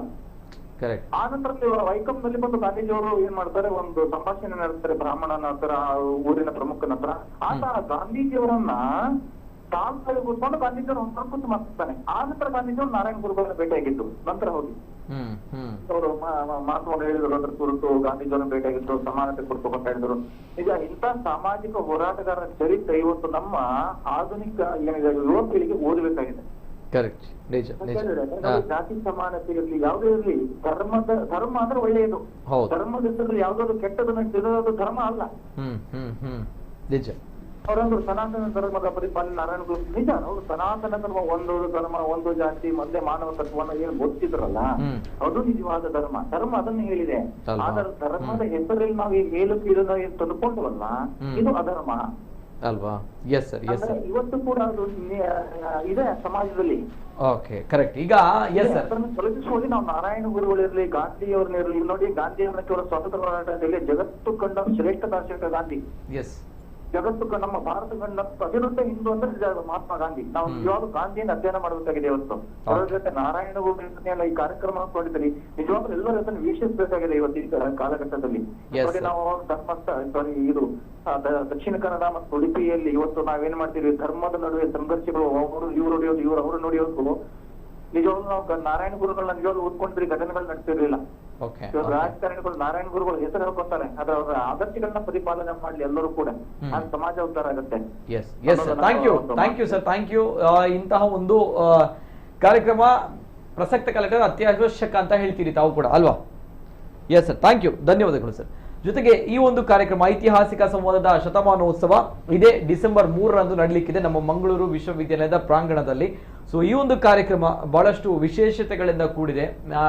ಅಂದ್ರೆ ಪ್ರತಿಯೊಬ್ಬರ ಯುವಕರ ಮನಸ್ಸಿನಲ್ಲಿ ಈ ಒಂದು ಸಂವಾದ, ಐತಿಹಾಸಿಕ ಭೇಟಿ, ಜೊತೆಗೆ ಈ ಒಂದು ಸನ್ನಿವೇಶಗಳನ್ನ ಮತ್ತೆ ಆ ಒಂದು ಮನಸ್ಸಿನಲ್ಲಿ ಉದ್ಭವಿಸಬೇಕು, ಜೊತೆಗೆ ನಮ್ಮ ಬದಲಾವಣೆಗಳು ಆಗ್ಬೇಕು ಅನ್ನುವಂಥ ನಿಟ್ಟಿನಲ್ಲಿ ಈ ಒಂದು ಸುಂದರವಾಗಿರುವಂತಹ ಕಾರ್ಯಕ್ರಮ. ರಕ್ಷಿತ್ ಶಿವರಾಮ್ ಅವರು, ಎಸ್ ಸರ್, ಈ ಕಾರ್ಯಕ್ರಮದ ಬಗ್ಗೆ ಸರ್ ಏನ್ ಹೇಳ್ತೀರಾ? ಈ ಕಾರ್ಯಕ್ರಮ ಶಿವಗಿರಿ ಮಠ, ವಾರ್ಕಳದ ಶಿವಗಿರಿ ಮಠದ ಅವರ ನೇತೃತ್ವ, ಬ್ರಹ್ಮಶ್ರೀ ನಾರಾಯಣ ಗುರುಗಳ ಅಧ್ಯಯನ ಪೀಠ, ಮಂಗಳೂರು ವಿಶ್ವವಿದ್ಯಾಲಯ ಇವರ ನೇತೃತ್ವದಲ್ಲಿ ಈ ಕಾರ್ಯಕ್ರಮ ನಡೀತಾ ಇರುವಂಥದ್ದು. ತಮಗೆಲ್ಲ ಗೊತ್ತಿರೋ ರೀತಿಯಲ್ಲಿ ಕರ್ನಾಟಕ ದೇಶದಲ್ಲಿ ನನಗೆ ಅಷ್ಟೇನು ಗೊತ್ತಿಲ್ಲ, ಆದರೆ ಕರ್ನಾಟಕದಲ್ಲಿ ಎಲ್ಲೂ ನಾರಾಯಣ ಗುರು ಅಧ್ಯಯನ ಪೀಠ ಇಲ್ಲ. ನಾರಾಯಣ ಗುರು ಅಧ್ಯಯನ ಪೀಠ ಎಲ್ಲಾದ್ರೂ ಇದ್ರೆ ಅದು ನಮ್ಮ ಮಂಗಳೂರು ವಿಶ್ವವಿದ್ಯಾನಿಲಯದಲ್ಲಿ. ಅಲ್ಲೊಂದು 2 ಎಕರೆ ಜಾಗವನ್ನ ಅದಕ್ಕೆ ಇಟ್ಟು ಅಲ್ಲೊಂದು ಅಧ್ಯಯನ ಪೀಠವನ್ನ ಮಾಡಿದ್ದಾರೆ. ಅಲ್ಲಿ ಒಂದು ಸಮಿತಿ ಇದೆ. ಈ ಅಧ್ಯಯನ ಪೀಠದ ಉದ್ಘಾಟನೆ ಆಗಿಲ್ಲ. ಈ ಅಧ್ಯಯನ ಪೀಠಕ್ಕೆ 70 ಲಕ್ಷ ರೂಪಾಯಿಯನ್ನ ಬಿ ಕೆ ಹರಿಪ್ರಸಾದ್ ರವರ ಅನುದಾನದಿಂದ ಕೊಟ್ಟಿದ್ದಾರೆ. ನಳಿನ್ ಕುಮಾರ್ ಕಟೀಲ್ ರವರು ಸಂಸದರಾಗಿದ್ದಾಗ ಅವರು 10 ಲಕ್ಷ ರೂಪಾಯಿಯನ್ನ ಕೊಟ್ಟಿದ್ದಾರೆ. ಹರೀಶ್ ಕುಮಾರ್ ರವರು MLC ಆಗಿದ್ದಾಗ ಅವರು 10 ಲಕ್ಷ ರೂಪಾಯಿಯನ್ನ ಕೊಟ್ಟಿದ್ದಾರೆ. ತದನಂತರ ಸಿದ್ದರಾಮಯ್ಯ ಹತ್ರ ಒಂದು ಬೇಡಿಕೆ ಇಟ್ಟಾಗ ಸಿದ್ದರಾಮಯ್ಯ ಅವರು 3 ಕೋಟಿ ರೂಪಾಯಿಯನ್ನ ಈ ಒಂದು ಅಧ್ಯಯನ ಪೀಠಕ್ಕೆ ಕೊಟ್ಟಿದ್ದಾರೆ. ಈ ಅಧ್ಯಯನ ಪೀಠ ಕೂಡ ಉದ್ಘಾಟನೆ ಆಗಿಲ್ಲ. ಈ 3ನೇ ತಾರೀಕು ಈ ಅಧ್ಯಯನ ಪೀಠ ಕೂಡ ಉದ್ಘಾಟನೆ ಆಗ್ಲಿಕ್ಕಿದೆ. ಕಂಪ್ಲೀಟ್ ಆಗಿದೆ. ಅದರದೆಲ್ಲ ಸದಸ್ಯರು ಈಗ ಸಕ್ರಿಯವಾಗಿ ಕೆಲಸ ಮಾಡ್ತಿದ್ದಾರೆ. ಅದರಿಂದ ಅದಕ್ಕೆ ಇದೊಂದು ವಿಶ್ವವಿದ್ಯಾನಿಲಯದ ಕಾರ್ಯಕ್ರಮ. ಇದನ್ನ ನಾವು ಎಷ್ಟೋ ಜನ ಹೇಳಿದ್ರು, ಇದನ್ನ ಮಂಗಳೂರು ನೆಹರು ಮೈದಾನಲ್ಲಿ ಮಾಡಬಹುದಾಗಿತ್ತು, ಯಾಕೆ ಅಲ್ಲಿ ಮಾಡ್ತಾ ಇದ್ದೀರಾ ಅಂತ. ಇದಕ್ಕೊಂದು ಅರ್ಥ ಇದೆ. ನಾರಾಯಣ ಗುರು ಅವರ ಅಧ್ಯಯನ ಪೀಠ ಎಲ್ಲಿದೆ ಅಲ್ಲೇ ಕಾರ್ಯಕ್ರಮ ನಡೀಬೇಕು. ವಿಶ್ವವಿದ್ಯಾನಿಲಯದ ಈಗ ಕರೆ ಮಾಡಿದಂತವ್ರು ಹೇಳಿದ್ರು, ವಿದ್ಯಾರ್ಥಿಗಳಿಗೆ, ಯುವ ಪೀಳಿಗೆ ಇದನ್ನ ತಿಳ್ಕೋಬೇಕು ಅಂತ. ಎಲ್ಲ ವಿದ್ಯಾರ್ಥಿಗಳು ಅಲ್ಲಿ ಬರಬೇಕು, ಎಲ್ಲ ಯುವ ಪೀಳಿಗೆ ಅಲ್ಲಿ ಬರಬೇಕು. ಅವರೇ ಎಲ್ಲ ಜವಾಬ್ದಾರಿಗಳನ್ನ ವಹಿಸ್ಕೊಂಡಿದ್ದಾರೆ. ಅಲ್ಲಿಯ ಸ್ಟೂಡೆಂಟ್ ಯೂನಿಯನ್ ಇರ್ಬೋದು, NSS ಇರ್ಬೋದು, ಅಲ್ಲಿಯ ಅಧ್ಯಾಪಕರು ಎಲ್ಲ ಸಮಿತಿಗಳ ಜವಾಬ್ದಾರಿಗಳನ್ನ ಅವರೇ ತೆಗೆದುಕೊಂಡಿದ್ದಾರೆ. ಆದ್ರಿಂದ ಇದೊಂದು ಜನಮಾನಸದಲ್ಲಿ ಇದು ಹೋಗ್ಬೇಕು, ಯುವ ಪೀಳಿಗೆಯ ಮನಸ್ಸಿನಲ್ಲಿ ಇದು ಹೋಗ್ಬೇಕು ಅನ್ನೋ ಒಂದು ದೃಷ್ಟಿಕೋನದಿಂದ ಈ ಕಾರ್ಯಕ್ರಮವನ್ನ ಅಲ್ಲಿ ಹಮ್ಮಿಕೊಳ್ಳಲಾಗಿದೆ. ಇದು ಶತಮಾನದ ಮಹಾಪ್ರಸ್ಥಾನ ಅನ್ನುವ ಒಂದು ಶೀರ್ಷಿಕೆ ಇದಕ್ಕೆ ಕೊಟ್ಟಿದ್ದೇವೆ. ಇದು ಬ್ರಹ್ಮಶ್ರೀ ನಾರಾಯಣ ಗುರು ಮತ್ತು ಗಾಂಧಿ ಅವರ ಐತಿಹಾಸಿಕ ಸಂವಾದದ ಶತಮಾನೋತ್ಸವ. ಅವರು ಸಮಾಧಿಯನ್ನು ಸೇರಿದಂತ ಅದಕ್ಕೆ 100 ವರ್ಷ ಆಗಿರೋದಕ್ಕೆ ಒಂದು ಕಾರ್ಯಕ್ರಮ, ಸಮಾಧಿ ಶತಾಬ್ದಿ ಅಂತ ಅದಕ್ಕೆ ಹೆಸರಿಟ್ಟಿದ್ದೇವೆ. ಮತ್ತೆ ಸರ್ವಮತ ಸಮ್ಮೇಳನ ಅಳುವೆ ಕೇರಳದಲ್ಲಿ ನಾರಾಯಣ ಗುರು ಅವರು ಮಾಡಿದ ನಂತರ ಮತ್ತೆ ಆಗ್ತಾ ಇರೋದು ಇಲ್ಲೇ. ಎಲ್ಲ ಧರ್ಮ ಎಲ್ಲ ಮತಗಳ ಮುಖ್ಯರನ್ನ ಕರೆಸಿ ಅವರ ಸರ್ವಧರ್ಮದ ಬಗ್ಗೆ, ಸಹಿಷ್ಣುತೆಯ ಬಗ್ಗೆ ಎಲ್ಲರೂ ನಾವು ಭ್ರಾತೃತ್ವದಿಂದ ಇರಬೇಕು ಅದರ ವಿಚಾರದಲ್ಲಿ ಎಲ್ಲರೂ ಕೂಡ ಮಾತಾಡ್ಲಿಕ್ಕಿದ್ದಾರೆ. ಅದಕ್ಕೆ ನಮ್ಮ ಸೈಯದ್ ತಂಗಳ್ ಮುನಾವರ್ ಅಲಿ ಶಿಯಾಬ್ ತಂಗಳ್ ಅಂತ ಕೇರಳದ ಬಹಳ ದೊಡ್ಡ ತಂಗಳ್ರವರು ಅವರು ಬರ್ತಾ ಇದ್ದಾರೆ. ನಮ್ಮ ಮಂಗಳೂರಿನ ಬಿಷಪ್ರು ಬರ್ತಾ ಇದ್ದಾರೆ. ನಮ್ಮ ಸಿರೋಮಲ್ಲಬಾರ್ನ ಬಿಷಪ್ರು ಬರ್ತಾ ಇದ್ದಾರೆ. ಕುಮಾರಿಯ ವೀಣಾ ಬೆಹನ್ಜಿ ಅವರವರು ಬರ್ತಾ ಇದ್ದಾರೆ. ಈ ರೀತಿ ಧಾರ್ಮಿಕ ಮುಖಂಡರು ಬರ್ತಾ ಇದ್ದಾರೆ. ಬೌದ್ಧ ಭಿಕ್ಷುಗಳು ಇದಕ್ಕೆ ಬರ್ತಾ ಇದ್ದಾರೆ. ಈ ರೀತಿ ಎಲ್ಲ ಧಾರ್ಮಿಕ ಮುಖಂಡರುಗಳು ಕೂಡ ಬಂದು ಅವರ ಸರ್ವಧರ್ಮ ಸಮ್ಮೇಳನದಲ್ಲಿ ಭಾಗವಹಿಸ್ತಾರೆ.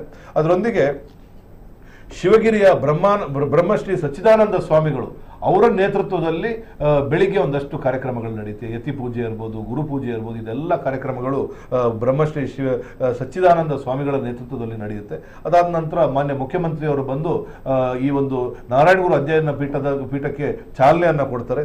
ಈಗ ಮುಖ್ಯಮಂತ್ರಿಯವರು ಬರ್ತಾರೆ ಅಂದ್ರೆ ಒಂದಷ್ಟು ಸಚಿವರು ಕೂಡ ಅವ್ರ ಜೊತೆ ಬಂದೇ ಬರ್ತಾರೆ. ಅದರಲ್ಲಿ ಪ್ರಮುಖರಾಗಿ ಡಾಕ್ಟರ್ ಜಿ ಪರಮೇಶ್ವರ್ ಅವರು ಕೂಡ ಇದರಲ್ಲಿ ಯಾರು ಈ ನಾರಾಯಣ ಗುರು ಅವರ ವಿಚಾರದಲ್ಲಿ ನಂಬಿಕೆಯನ್ನಿಟ್ಟಿದ್ದಾರೆ ಮತ್ತೆ ಗಾಂಧೀಜಿ ಅವ್ರನ್ನ ವಿಚಾರದಲ್ಲಿ ನಂಬಿಕೆ ಇಟ್ಟಿದ್ದಾರೆ, ಅವರೆಲ್ಲರೂ ನಾವು ಕೂಡ ಬರ್ತೇವೆ, ನಾವು ಕೂಡ ಭಾಗವಹಿಸ್ತೇವೆ ಅಂತ ಹೇಳಿದಾಗ ಡಾಕ್ಟರ್ ಜಿ ಪರಮೇಶ್ವರ್ ಅವರು ಬರ್ತಾರೆ. ಸತೀಶ್ ಜಾರಕಿಹೊಳಿ ಅವರು ಮಾನವ ಬಂಧುತ್ವ ವೇದಿಕೆ ಅನ್ನುವ ಒಂದು ದೊಡ್ಡ ವಿಚಾರ ವೇದಿಕೆಯನ್ನ ಮಾಡಿರುವಂತಹ ಸತೀಶ್ ಜಾರಕಿಹೊಳಿ ಅವರು, ಜಮೀರ್ ಅಹಮದ್ ಖಾನ್ ರವರು, ಉಸ್ತುವಾರಿ ಸಚಿವರಾದಂತಹ ದಿನೇಶ್ ಗುಂಡೂರಾವ್ ಅವರು, ಉಡುಪಿಯ ಉಸ್ತುವಾರಿ ಸಚಿವರಾದ ಲಕ್ಷ್ಮೀ ಹೆಬ್ಬಾಳ್ಕರ್ ಅವರು ಎಲ್ಲರೂ ಕೂಡ ಈ ಕಾರ್ಯಕ್ರಮಕ್ಕೆ ಬರ್ತಾರೆ. ಸಂಸದರು ಇಬ್ಬರು, 2 ಜಿಲ್ಲೆಯ ಸಂಸದರು, ರಾಜಕೀಯ ಮುಖಂಡರು ಮತ್ತೆ ನಾರಾಯಣ ಗುರು ಶಿವಗಿರಿ ಮಠದ ಅನುಯಾಯಿಗಳು 200 ಜನ ಅನುಯಾಯಿಗಳು ಕೇರಳದಿಂದ ಬರ್ತಾರೆ. ಅವರ ಬೇರೆ ಬೇರೆ ಕ್ಷೇತ್ರಗಳಲ್ಲಿ ಸಾಧನೆ ಮಾಡಿರುವಂತವರು ಅಲ್ಲಿ ಕೇರಳದಿಂದ ಬರ್ತಾರೆ.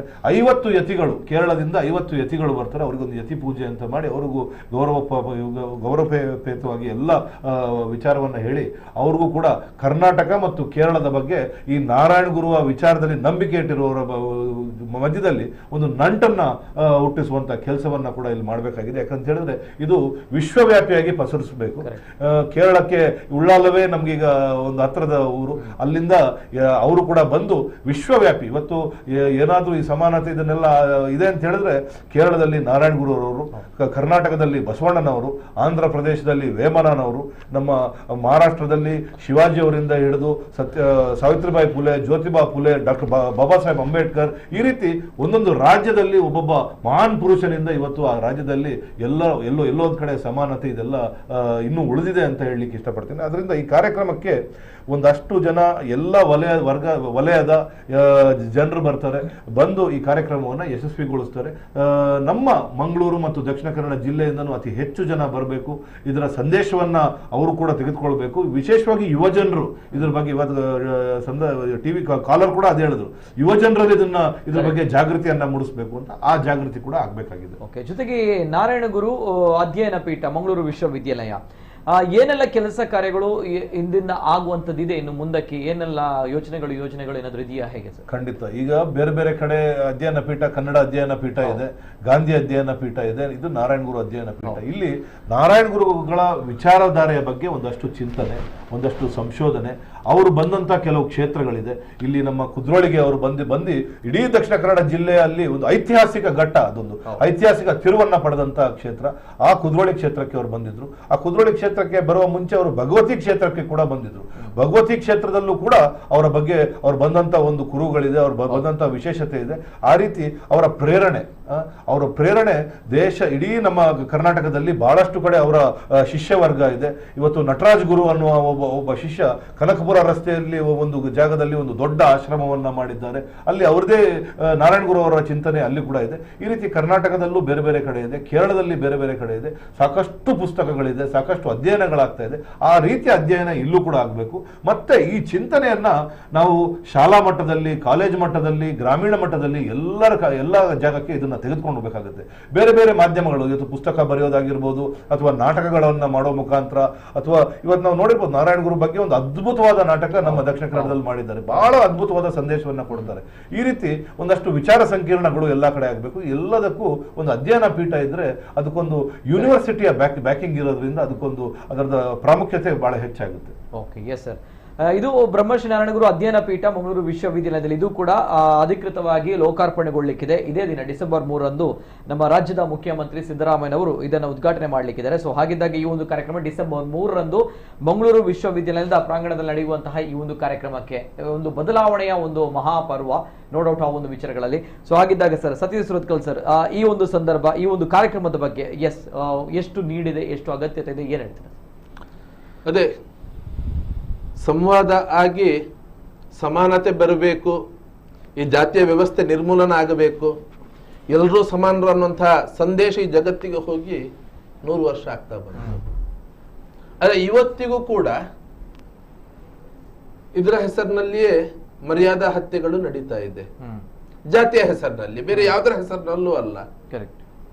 ಇವತ್ತು ಕೂಡ ಸಹಭೋಜನದ ವ್ಯವಸ್ಥೆ ಅದು ಮಂತ್ರದಲ್ಲಿ ಮಾತ್ರ ಇದೆ, ಸಹನಾಭವತ್ತು ಸಹನೌಭುನಕ್ತು ಅಂತ ಹೇಳಿಕೊಂಡು. ಆದ್ರೆ ಯಾರೆಲ್ಲರದ ಜೊತೆಯಲ್ಲಿ ಇರ್ಬೇಕು, ಅವ್ರು ಯಾರೂ ಅಲ್ಲಿ ಇರುವುದಿಲ್ಲ. ಇಲ್ಲಿ ತನಕ ಯಾರು ಇರ್ತಾರೆ ಅವರೇ ಮಾತ್ರ ಇದ್ದಾರೆ. ದಕ್ಷಿಣ ಕನ್ನಡ ಉಡುಪಿ ಜಿಲ್ಲೆಯಲ್ಲಿ ಇಷ್ಟು ದೇವಸ್ಥಾನಗಳಲ್ಲಿ ಬ್ರಹ್ಮ ಕಲಶ ಆಗ್ತಾ ಇದೆ. ಆ ಬ್ರಹ್ಮ ಕಲಶದ ಸಂದರ್ಭದಲ್ಲಿ ಕೂಡ ತಥಾಕಥಿತ ಮೇಲ್ವರ್ಗದವರಿಗೆ ಬೇರೆ, ಹಿಂದುಳಿದ ವರ್ಗದವರಿಗೆ ಬೇರೆ. ವೇಣೂರಲ್ಲಂತೂ 4 ಕಡೆ ಊಟದ ವ್ಯವಸ್ಥೆ ಆಯ್ತು. ಅನ್ನದಾನದ ವ್ಯವಸ್ಥೆ ಮಾತ್ರ ಅಲ್ಲ, ಅಡಿಗೆಯ ವ್ಯವಸ್ಥೆ ಕೂಡ 4 ಬೇರೆ ಬೇರೆ ಆಯ್ತು. ಇಲ್ಲಿದೆ ಸಮಾನತೆ. ಇವತ್ತು ಕೂಡ ಬೇರೆಯವರ ಮನೆ ಹೋಗಬೇಕಾದ್ರೆ ಯಾವ ಜಾತಿಯ ಮನೆ ಅಂತ ಹೇಳಿಕೊಂಡು ನೋಡುವಂತ ವ್ಯವಸ್ಥೆ ಇವತ್ತು ಕೂಡ ಇದೆ. ನಮ್ಮ ಮನೆಗೆ ಯಾರಾದ್ರೂ ಒಬ್ಬ ವ್ಯಕ್ತಿ ಬಂದ್ರೆ ಯಾವ ಜಾತಿಯವನು ಅಂತ ಹೇಳಿಕೊಂಡು ಯೋಚನೆ ಮಾಡುವಂತ ವ್ಯವಸ್ಥೆ ಇವತ್ತು ಕೂಡ ಇವತ್ತು ಸಮಾಜದ ಒಳಗಡೆ ಇದೆ. ಇವತ್ತು ನಾವು ಆಧುನಿಕ ಯುಗ ಅಂತ ಹೇಳ್ತೀವಿ, ಕಂಪ್ಯೂಟರ್ ಯುಗ ಅಂತ ಹೇಳ್ತೀವಿ, ಇಡೀ ಜಗತ್ತು ಒಂದು ಮುಷ್ಟಿಯಲ್ಲಿದೆ ಅಂತ ಹೇಳ್ತೀವಿ. ಆದ್ರೂ ಕೂಡ ಮಾನಸಿಕತೆ ಅನ್ನುವಂಥದ್ದು ಇವತ್ತಿಗೂ ಕೂಡ ದೇವಸ್ಥಾನಗಳಲ್ಲಿ, ದೈವಸ್ಥಾನಗಳಲ್ಲಿ ಡೋಲು ಬಾರಿಸುವನಿಗೆ ಒಳಗಡೆ ಪ್ರವೇಶ ಇಲ್ಲ. ಅದು ಬಿಡಿ, ಬಿಲ್ಲವ ಸಮಾಜಕ್ಕೆ ಪ್ರವೇಶ ಅವಕಾಶ ಇಲ್ಲದಂತಹ ದೈವಸ್ಥಾನಗಳು ಕೂಡ ದಕ್ಷಿಣ ಕನ್ನಡ ಜಿಲ್ಲೆಯಲ್ಲಿ ಇದೆ. ಬೆಳ್ತಂಗಡಿ, ಉಪ್ಪಿನಂಗಡಿ ಹತ್ತಿರ ಕೋಣಾಲು ದೇವಸ್ಥಾನದಲ್ಲಿ 3 ವರ್ಷದ ಹಿಂದೆ ಆಮೇಲೆ ಸಮಾಜ ಪ್ರಮುಖರೆಲ್ಲರೂ ಹೋಗಬೇಕಾಯ್ತು. ಕಾಣಿಕೆ ತಗೊಳ್ಳೋದಿಲ್ಲ, ಹೊರೆ ಕಾಣಿಕೆ ತಗೊಳ್ಳೋದಿಲ್ಲ, ಒಳಗಡೆ ಪ್ರವೇಶ ಇಲ್ಲ, ಬರಬೇಕಿದ್ರೆ ಮತ್ತೆ ಕೊನೆಯೂ ಕೂಡ ಶರ್ಟ್ ಬಿಚ್ಚಿ ಬರಬೇಕು ಅಂತ ಹೇಳುವಂತ ವ್ಯವಸ್ಥೆಗಳು ನಡೆಯಿತು. ಇದೆ ಈಗಲೂ ಕೂಡ, ಇವತ್ತಿಗೂ ಕೂಡ ಇದೆ. ಅದಕ್ಕೆ ನಾನು ಹೇಳಿರುವಂತದ್ದು, ಇವತ್ತು ಜಗತ್ತಿಗೆ ಕೂಡ, ಇವತ್ತಿನ ಜಗತ್ತು ಆಧುನಿಕ ಜಗತ್ತು ಸರಿಯಾಗಬೇಕಿದ್ರು ಕೂಡ ಗುರುಗಳ ಆ ಸಂದೇಶದ ಅವಶ್ಯಕತೆ ಇದೆ. ಅದನ್ನು ಮತ್ತೆ ಇವತ್ತು ನೆನಪು ಮಾಡಿಕೊಡುವಂತಹ ಕಾರ್ಯಕ್ರಮ ಇಲ್ಲೇ ಮುಖಾಂತರ ಆಗಬೇಕಾಗಿರುವಂಥದ್ದು. ಸಮಾನತೆ ಅನ್ನುವಂಥದ್ದು ಏನಿದೆ, ಎಲ್ಲರನ್ನು ಒಂದೇ ರೀತಿ ನೋಡಿಕೊಳ್ಳುವಂಥದ್ದು ಏನಿದೆ, ಸ್ಪೃಶ್ಯ ಅಸ್ಪೃಶ್ಯ ಮೇಲು ಕೀಳು ಅನ್ನೋದನ್ನು ಬಿಟ್ಟು ನಾವೆಲ್ಲರೂ ಹರಿಜನ್ ಅಂತ ಹೇಳಿದ್ರೆ ದೇವರ ಮಕ್ಕಳು ಅನ್ನುವಂತಹ ಕಲ್ಪನೆಯಲ್ಲಿ ಎಲ್ಲರೂ ದೇವರ ಮಕ್ಕಳೇ. ಧರ್ಮ ಅಂತ ಹೇಳಿದ್ರೆ ಅದನ್ನೇ ಹೇಳಿರೋದು. ಪೂಜೆ ಮುಗಿಸಿಕೊಂಡು ಕೊನೆಗೆ ಪ್ರಾರ್ಥನೆ ಮಾಡುವಂತ ವ್ಯಕ್ತಿ ಏನ್ ಹೇಳ್ತಾ ಅಂತ ಕೇಳಿದ್ರೆ, ಶನ್ನೋ ಅಸ್ತು ದ್ವಿಪದೆ ಶಂ ಚತುಷ್ಪದೆ, 2 ಕಾಲಿನವರಿಗೂ ಒಳ್ಳೇದಾಗ್ಲಿ, 4 ಕಾಲಿನವರಿಗೂ ಒಳ್ಳೇದಾಗ್ಲಿ ಅಂತ ಹೇಳಿಕೊಂಡು ವೇದದ ಮಂತ್ರಗಳು ಹೇಳ್ತದೆ. ಅದರಲ್ಲಿ 2 ಕಾಲಿನ ವ್ಯಕ್ತಿಗಳಿಗೆ ಕೂಡ ಇವತ್ತು ಸಮಾನತೆ ಇಲ್ಲದೆ ಅವರನ್ನ ಆ ಕಡೆ ಈ ಕಡೆ ಇಡುವಂಥದ್ದು. ಇವತ್ತು ಕೂಡ ಅಸ್ಪೃಶ್ಯ, ಇವತ್ತು ಕೂಡ ಮೇಲು ಕೀಳು. ಜನ್ಮತೆ ಜಾಯತೆ ಜಂತವಃ ಕರ್ಮತೆ ಜಾಯತೆ ದ್ವಿಜ ಅಂತ ಹೇಳಿದಂತಹ ಮಣ್ಣು ಇದು. ಸಾಮಾನ್ಯ ಒಂದು ಬೆಸ್ತ ಕುಟುಂಬದಲ್ಲಿ ಹುಟ್ಟಿದಂತಹ ವೇದವ್ಯಾಸರು ಆ ವೇದಗಳನ್ನು ವಿಂಗಡಣೆ ಮಾಡಿರುವಂಥದ್ದು. ಹೇಳಿಕೊಂಡು ಹೋದ್ರೆ ವಿಶ್ವಾಮಿತ್ರ ಕೌಶಿಕ ಮಹಾರಾಜ ಆಗಿದ್ದವನು ಸಾಧನೆಯ ಮುಖಾಂತರ ಅವನು ಬ್ರಹ್ಮಶ್ರೀ ಪದವಿಯನ್ನು ಪಡೀತಾನೆ, ಪಟ್ಟವನ್ನು ಪಡೀತಾನೆ, ವಿಶ್ವಾಮಿತ್ರ ಆಗ್ತಾನೆ. ಇವತ್ತು ಗಾಯತ್ರಿ ಮಂತ್ರಿ ಜಗತ್ತಿಗೆ ಕೊಟ್ಟವರು ಯಾರು? ಅದೇ ವಿಶ್ವಾಮಿತ್ರ. ರಾಜ ಆಗಿದ್ದವನು ರಾಜದಂಡಕ್ಕಿಂತ ಬ್ರಹ್ಮದಂಡದ ಮಹತ್ವ ಹೆಚ್ಚಿದ, ಶಕ್ತಿ ಹೆಚ್ಚಿದೆ ಅಂತ ಹೇಳಿ ಗೊತ್ತಾಗಿಕೊಂಡು ಇಡೀ ರಾಜ್ಯವನ್ನು ಬಿಟ್ಟು ಸಾಧನೆ ಮಾಡಿಕೊಂಡು ಸನ್ಯಾಸಿಯಾಗಿದ್ದುಕೊಂಡು ಇದನ್ನು ದೇವರನ್ನು ತಪಸ್ಸು ಮಾಡಿಕೊಂಡು ಆ ಹಂತವನ್ನು ತಲುಪಿದಂತ ವಿಶ್ವಾಮಿತ್ರ ಇದೇ ಕೊಡಗಿನಲ್ಲಿ ಕೂತುಕೊಂಡು ಗಾಯತ್ರಿ ಮಂತ್ರವನ್ನು ಜಗತ್ತಿಗೆ ಕೊಟ್ಟಿರುವಂತಹದ್ದು. ಇದು ನಮ್ಗೆ ಸಾರಿ ಮತ್ತೆ ಹೇಳುತ್ತದೆ, ಇಲ್ಲಿ ಜಾತಿ ಅನ್ನುವಂಥದ್ದು ಇಲ್ಲ. ಇಲ್ಲಿ ಎಲ್ಲರೂ ಸಮಾನರು. ಸಾಧನೆ ಮಾಡಿದಂತಹ ವ್ಯಕ್ತಿ ನಾರಾಯಣ ಆಗುವಂತಹ ದೇಶ ಭಾರತ ಅಂತ ಏನು ಹೇಳ್ತಾರೆ, ಯಾವ ಜಾತಿಯಲ್ಲಿ ಹುಟ್ಟಿದವನು ಹುಟ್ಟಿನಿಂದ ಯಾವುದೇ ಜಾತಿಯಲ್ಲಿದ್ದರೂ ಕೂಡ ಅವನವನ ಅದನ್ನೇ ಹೇಳಿರೋದು, ಜನ್ಮತೆ ಜಾಯತೆ ಜಂತವಃ. ಅಲ್ಲಿ ಕೂಡ ಜಾತಿ ಇಲ್ಲ. ಒಂದು ಜಂತುವಾಗಿ, ಒಂದು ಜೀವಿಯಾಗಿ ನೆಲಕ್ಕೆ ಬರುವಂತಹದ್ದು. ತಾನು ಮಾಡುವ ಕರ್ಮದಿಂದ, ತಾನು ಪಡೆಯುವಂತಹ ಶಿಕ್ಷಣದಿಂದ, ತಾನು ಪಡೆಯುವಂತಹ ಸಂಸ್ಕಾರದಿಂದ, ತಾನು ಬದುಕಿದ ರೀತಿಯಿಂದ. ಅದಕ್ಕೆ ಧರ್ಮ ಅಂತ ಹೇಳಿದ್ರೆ ಏನು ಅಂತ ಹೇಳಿದ್ರು ಅಂತ ಕೇಳಿದ್ರೆ, ಯಾವುದೆಲ್ಲ ವಿಚಾರಗಳು, ಯಾವುದೆಲ್ಲ ಚಿಂತನೆಗಳು ಜೀವನದಲ್ಲಿ ಧಾರಣೆ ಮಾಡ್ಲಿಕ್ಕೆ ಯೋಗ್ಯ ಇದೆಯೋ, ಹುಟ್ಟಿನಿಂದ ಸಾಯುವ ತನಕ, ಬೆಳಿಗ್ಗೆ ಎದ್ದಲ್ಲಿಂದ ರಾತ್ರಿ ಮಲಗುವ ತನಕ ಯಾವುದೆಲ್ಲ ವಿಚಾರಗಳು ನಿನ್ನ ಜೀವನದಲ್ಲಿ ನೀನು ಧಾರಣೆ ಮಾಡ್ಲಿಕ್ಕೆ ಯೋಗ್ಯ ಇದೆಯೋ ಅದೇ ಧರ್ಮ. ಅದನ್ನು ಬಿಟ್ಟು ಬೇರೆ ಯಾವುದೂ ಧರ್ಮ ಅಲ್ಲ ಅಂತ ಹೇಳಿಕೊಂಡು ಆ ಸಂದೇಶವನ್ನು ಜಗತ್ತಿಗೆ ಸಾರಿಕೊಂಡು, ಸಂದೇಶದ ಮುಖಾಂತರ, ಶಕ್ತಿಯ ಮುಖಾಂತರ ಅಲ್ಲ, ಶಸ್ತ್ರದ ಮುಖಾಂತರ ಅಲ್ಲ, ಜಗತ್ತಿಗೆ ನಾವು ಮಾನವತೆಯನ್ನು ಸಾರಿರುವಂಥದ್ದು. ಆ ಚಿಂತನೆಗಳ ಮುಖಾಂತರ, ಆ ವೈಚಾರಿಕತೆಯ ಮುಖಾಂತರ ಅದನ್ನು ಇನ್ನೊಂದ್ಸರಿ ಜಗತ್ತಿನಲ್ಲಿ ಪ್ರಚುರಪಡಿಸಬೇಕಿದ್ರೆ ಇಂತಹ ಮಹಾನ್ ಸಂತರ ಆದರ್ಶಗಳು, ಅವರ ಸಂದೇಶಗಳು, ಅವರ ಮಧ್ಯೆ ನಡೆದಂತಹ ಚರ್ಚೆಗಳು, ಇದು ಇನ್ನೊಂದ್ಸರಿ ಜಗತ್ತಿನ ಮುಂದೆ ಬರಬೇಕಾಗಿದೆ. ಶಾಂತಿಯ, ನೆಮ್ಮದಿಯ ಜಗತ್ತು ವೈಚಾರಿಕತೆಯ ಆಧಾರದ ಮೇಲೆ, ಮಾನವೀಯತೆಯ ಆಧಾರದ ಮೇಲೆ ಇರುವಂತಹ ನಡೆಯುವಂತಹ ಜಗತ್ತು ನಿರ್ಮಾಣ ಆಗಬೇಕಿದ್ರೆ, ಮತ್ತೆ ಅದೇ ಚಿಂತನೆಗಳು ಇವತ್ತು ಜಗತ್ತಿನ ನಡೀತಿರುವಂತಹ ಅನ್ಯಾಯಗಳು, ಅನಾಚಾರಗಳು. ಅವತ್ತು ದೆಹಲಿಯ ಘಟನೆ ಆದಾಗ ಹೀರೋರೊಬ್ಬರೊಂದು ಮಾತು ಹೇಳಿದ್ರು, ಇದು ಇಂಡಿಯಾದಲ್ಲಿ ಆಯ್ತು, ಇದು ಭಾರತದಲ್ಲಿ ಅಲ್ಲ, ಭಾರತದಲ್ಲಿ ಆಗ್ತಿದ್ರೆ ಇದು ಆಗ್ತಾ ಇರ್ಲಿಲ್ಲ ಅಂತ ಹೇಳಿಕೊಂಡು. ವ್ಯತ್ಯಾಸ ಅದುವೇ.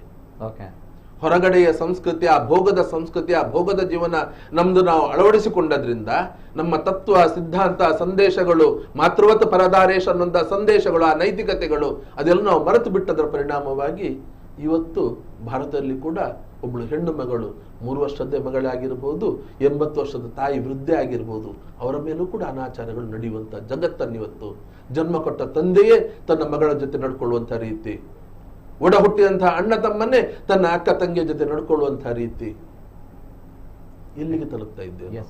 ಅದರಿಂದ ಹೊರಗಡೆ ಬರಬೇಕಿದ್ರೆ ಈ ಚಿಂತನೆಗಳ, ಈ ಸಂದೇಶಗಳ ಅವಶ್ಯಕತೆ ಮತ್ತೊಂದು ಸರಿ ಜಗತ್ತಿಗಿದೆ. ಅದನ್ನೇ ಪೋಪ್ ಅವರು ವ್ಯಾಟಿಕನ್ ನಲ್ಲಿ ಹೇಳಿದ್ರು. ಮತ್ತೆ ನಾರಾಯಣ ಗುರುಗಳ ಸಂದೇಶದ ಅವಶ್ಯಕತೆ ಇದೆ ಈ ಜಗತ್ತಿಗೆ. ಆ ಜಗತ್ತು ನಿರ್ಮಾಣ ಆಗಬೇಕಿದ್ರೆ, ಈ ಅನ್ಯಾಯ ಇದ್ರ ಹೋಗಬೇಕಿದ್ರೆ, ಮರ್ಯಾದಾ ಹತ್ಯೆಗಳು ನಿಲ್ಬೇಕಿದ್ರೆ, ನಾವೆಲ್ಲರೂ ಮನುಷ್ಯರು ಅಂತ ಹೇಳಿಕೊಂಡು ತಿಳ್ಕೊಂಡು ಬದುಕಬೇಕಿದ್ರೆ ಇವತ್ತು ಈ ಸಂದೇಶದ ಅವಶ್ಯಕತೆ ಇದೆ. ಅದಕ್ಕೋಸ್ಕರ ಈ ಕಾರ್ಯಕ್ರಮ, ಅದನ್ನು ಮತ್ತೆ ನೆನಪು ಹುಟ್ಟಿಸೋದಕ್ಕೋಸ್ಕರ ಇವತ್ತಲ್ಲೊಂದು ಬೇಡಿಕೆಯೂ ಇದೆ. ಗುರುಗಳ ಆ ಒಂದು ಯೂನಿವರ್ಸಿಟಿಗೆ, ನಾರಾಯಣಗುರು ಯೂನಿವರ್ಸಿಟಿ ಮಂಗಳೂರು ವಿಶ್ವವಿದ್ಯಾನಿಲಯಕ್ಕೆ ನಾರಾಯಣಗುರು ಶ್ರೀ ನಾರಾಯಣಗುರು ವಿಶ್ವವಿದ್ಯಾಲಯ ಹೆಸರನ್ನು ಇಡಬೇಕು ಅನ್ನುವಂತ ಒಂದು ಬೇಡಿಕೆ ಕೂಡ ಇದೆ. ಈ ತತ್ವ ಸಂದೇಶ ಜಗತ್ತಿಗೆ ಹೋಗಬೇಕಿದ್ರೆ ವಿಧಾನಸಭೆ ಎದುರುಗಡೆ ಆ ಆವರಣದಲ್ಲಿ ಬ್ರಹ್ಮಶ್ರೀ ನಾರಾಯಣ ಗುರುಗಳ ಒಂದು ಪುತ್ಥಳಿಯ ಪ್ರತಿಷ್ಠಾಪನೆ ಆಗಬೇಕನ್ನುವಂತಹ ಕೂಡ ಒಂದು ಬೇಡಿಕೆ ಇವತ್ತಿದೆ. ಆ ದಾರಿ ಮತ್ತೆ ಯಾಕಂತ ಹೇಳಿದ್ರೆ ಮತ್ತೆ ಮತ್ತೆ ನಮ್ಗೆ ಯಾವಾಗ ಕಣ್ಣು ಮುಂದೆ ಕಾಣ್ತಾರೆ ಆವಾಗ ಸಂದೇಶಗಳು ನೆನಪಾಗ್ತದೆ ಆ ದಾರ್ಶನಿಕರದ್ದು. ಯಾಕೋಸ್ಕರ ಈ ಹೆಸರಿಟ್ಟು ಅಂತ ಹೇಳಿಕೊಂಡು ಹೊರಗಿನವರು ಕೂಡ ಮತ್ತೆ ಅದನ್ನು ಹುಡುಕುವಂತ ಯೋಚನೆಯನ್ನು ಮಾಡ್ತಾರೆ.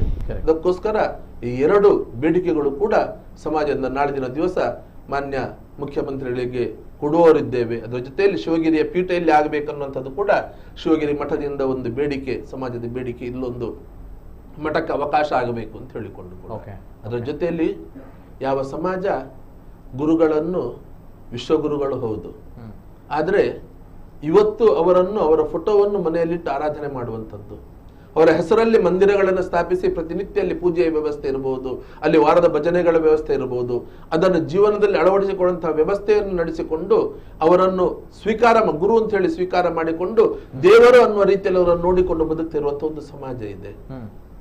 ಈ ಸಮಾಜ ಗುರುಗಳು ಹೇಳಿದ ರೀತಿಯಲ್ಲಿ ಶೈಕ್ಷಣಿಕವಾಗಿ ಮೇಲೆದ್ದು ಬರಬೇಕಿದ್ರೆ ಅದಕ್ಕೊಂದಷ್ಟು ಸರ್ಕಾರದ ಹಸ್ತ ಬೇರೆ ಬೇರೆ ಸಮಾಜಗಳಿಗೆ ಕೊಟ್ಟ ಹಾಗೆ, ಅದರ ಅಭಿವೃದ್ಧಿ ಕೊಟ್ಟ ಹಾಗೆ ಇವತ್ತು ಅಭಿವೃದ್ಧಿ ನಿಗಮ ರಚನೆ ಆಗಿದೆ. ಒಂದು ದೊಡ್ಡ ಮೊತ್ತ ಅನುದಾನ, ಕನಿಷ್ಠ ವರ್ಷಕ್ಕೆ 500 ಕೋಟಿ ರೂಪಾಯಿ ಕೊಡಬೇಕನ್ನುವಂತಹ ಬೇಡಿಕೆ ಕೂಡ ನಾಳಿನ ದಿವಸದಲ್ಲಿ ಮಾನ್ಯ ಮುಖ್ಯಮಂತ್ರಿಗಳಿಗೆ ಈ ಸಂದರ್ಭದಲ್ಲಿ ನೆನಪು ಮಾಡಿ ಕೊಡುವವರಿದ್ದೇವೆ ನಾವು. ಹೀಗೆ ಸಮಾಜವನ್ನು ಬೆಳೆಸಲಿಕ್ಕೆ ಅದರ ಮುಖಾಂತರ ಜೊತೆಯಲ್ಲಿ ಇನ್ನಷ್ಟು ಗುರುಗಳ ತತ್ವ ಸಂದೇಶವನ್ನು ತಿಳಿಸುವುದಕ್ಕೆ, ಇಡೀ ಜಗತ್ತಿಗೆ ಈ ಸಮಾಜವನ್ನು ಸಜ್ಜುಗೊಳಿಸುವುದಕ್ಕೆ ಈ ಕಾರ್ಯಕ್ರಮ, ಹಾಗೆ ಎಲ್ಲರೂ ಬಂದು ಇದನ್ನು ಯಶಸ್ವಿಗೊಳಿಸಬೇಕು ಅಂತ ಕೂಡ ನಾನು ಈ ಸಂದರ್ಭದಲ್ಲಿ ವಿನಂತಿಯನ್ನು ಮಾಡಲಿಕ್ಕೆ ಬಯಸ್ತೇನೆ. Yes sir, thank you sir. ಕೊನೆಯದಾಗಿ ಒಂದು ಕರೆಯನ್ನು ತೆಗೆದುಕೊಂಡು ನಾನು ಬರ್ತೀನಿ. ಹಲೋ ಸರ್, ನಮಸ್ತೆ ಸರ್. ನಮಸ್ತೆ, ಧ್ವನಿ ಕೇಳ್ತಾ ಇದೆಯಾ ಸರ್? ಸರ್ ನಮಸ್ತೆ, ಧ್ವನಿ ಕೇಳ್ತಾ ಇದೆಯಾ ಸರ್? ಹಲೋ ಸರ್, ನಮಸ್ತೆ, ಧ್ವನಿ ಕೇಳ್ತಾ ಇದೆಯಾ? ಓಕೆ, ನೆಕ್ಸ್ಟ್ ಕಾಲ್ ಕನೆಕ್ಟ್ ಮಾಡಿ. ಸರ್ ನಮಸ್ತೆ, ಧ್ವನಿ ಕೇಳ್ತಾ ಇದೆಯಾ ಸರ್? ನಮಗೆ ತೋರಿಸಿಕೊಟ್ಟಿದ್ದಾನೆ. ಶಬರಿ ಇರ್ಬೋದು, ಗುಹಾ ಇರ್ಬೋದು, ಶ್ರೀಕೃಷ್ಣ ಕುಚೇಲನ ಜೊತೆ ಹೇಗಿದ್ದ. ಆದರೆ ಅದೇ ಹಿಂದೂ ಸಮಾಜ ಇವಾಗ ಮೇಲ್ವರ್ಗ, ಕೆಳವರ್ಗ, ಅಸ್ಪೃಶ್ಯ ಅಂತ ನಮ್ಮಲ್ಲಿ ನಾವು ಭೇದ ಮಾಡ್ತೇವಲ್ಲ, ಇದು ನಮ್ಮ ಹಿಂದೂ ಸಮಾಜದ ದೌರ್ಬಲ್ಯ. ಇದರಿಂದಾಗಿ ಹಿಂದೂ ಸಮಾಜ ಒಗ್ಗೂಡ್ಲಿಕ್ಕೆ ಚಾನ್ಸೇ ಇಲ್ಲ. ನೋಡಿ, ಮುಖ್ಯಮಂತ್ರಿ ಬೆಟ್ಟಕ್ಕೆ ಅಲ್ಲಿ ಕುರುಬ, ಲಿಂಗಾಯತ, ಒಕ್ಕಲಿಗ ನೋಡ್ತಾ ಇದ್ದೀರಲ್ಲ, ಅಲ್ಲಿ ಶೋಷಿತ ವರ್ಗದವರಿಗೆ ಏನಿದೆ ಅವ್ರನ್ನು ಟಿಕೆಟ್ ಕೊಡ್ಲಿಕ್ಕೂ ಆಚೆಗೆ ನೋಡ್ತಾರೆ.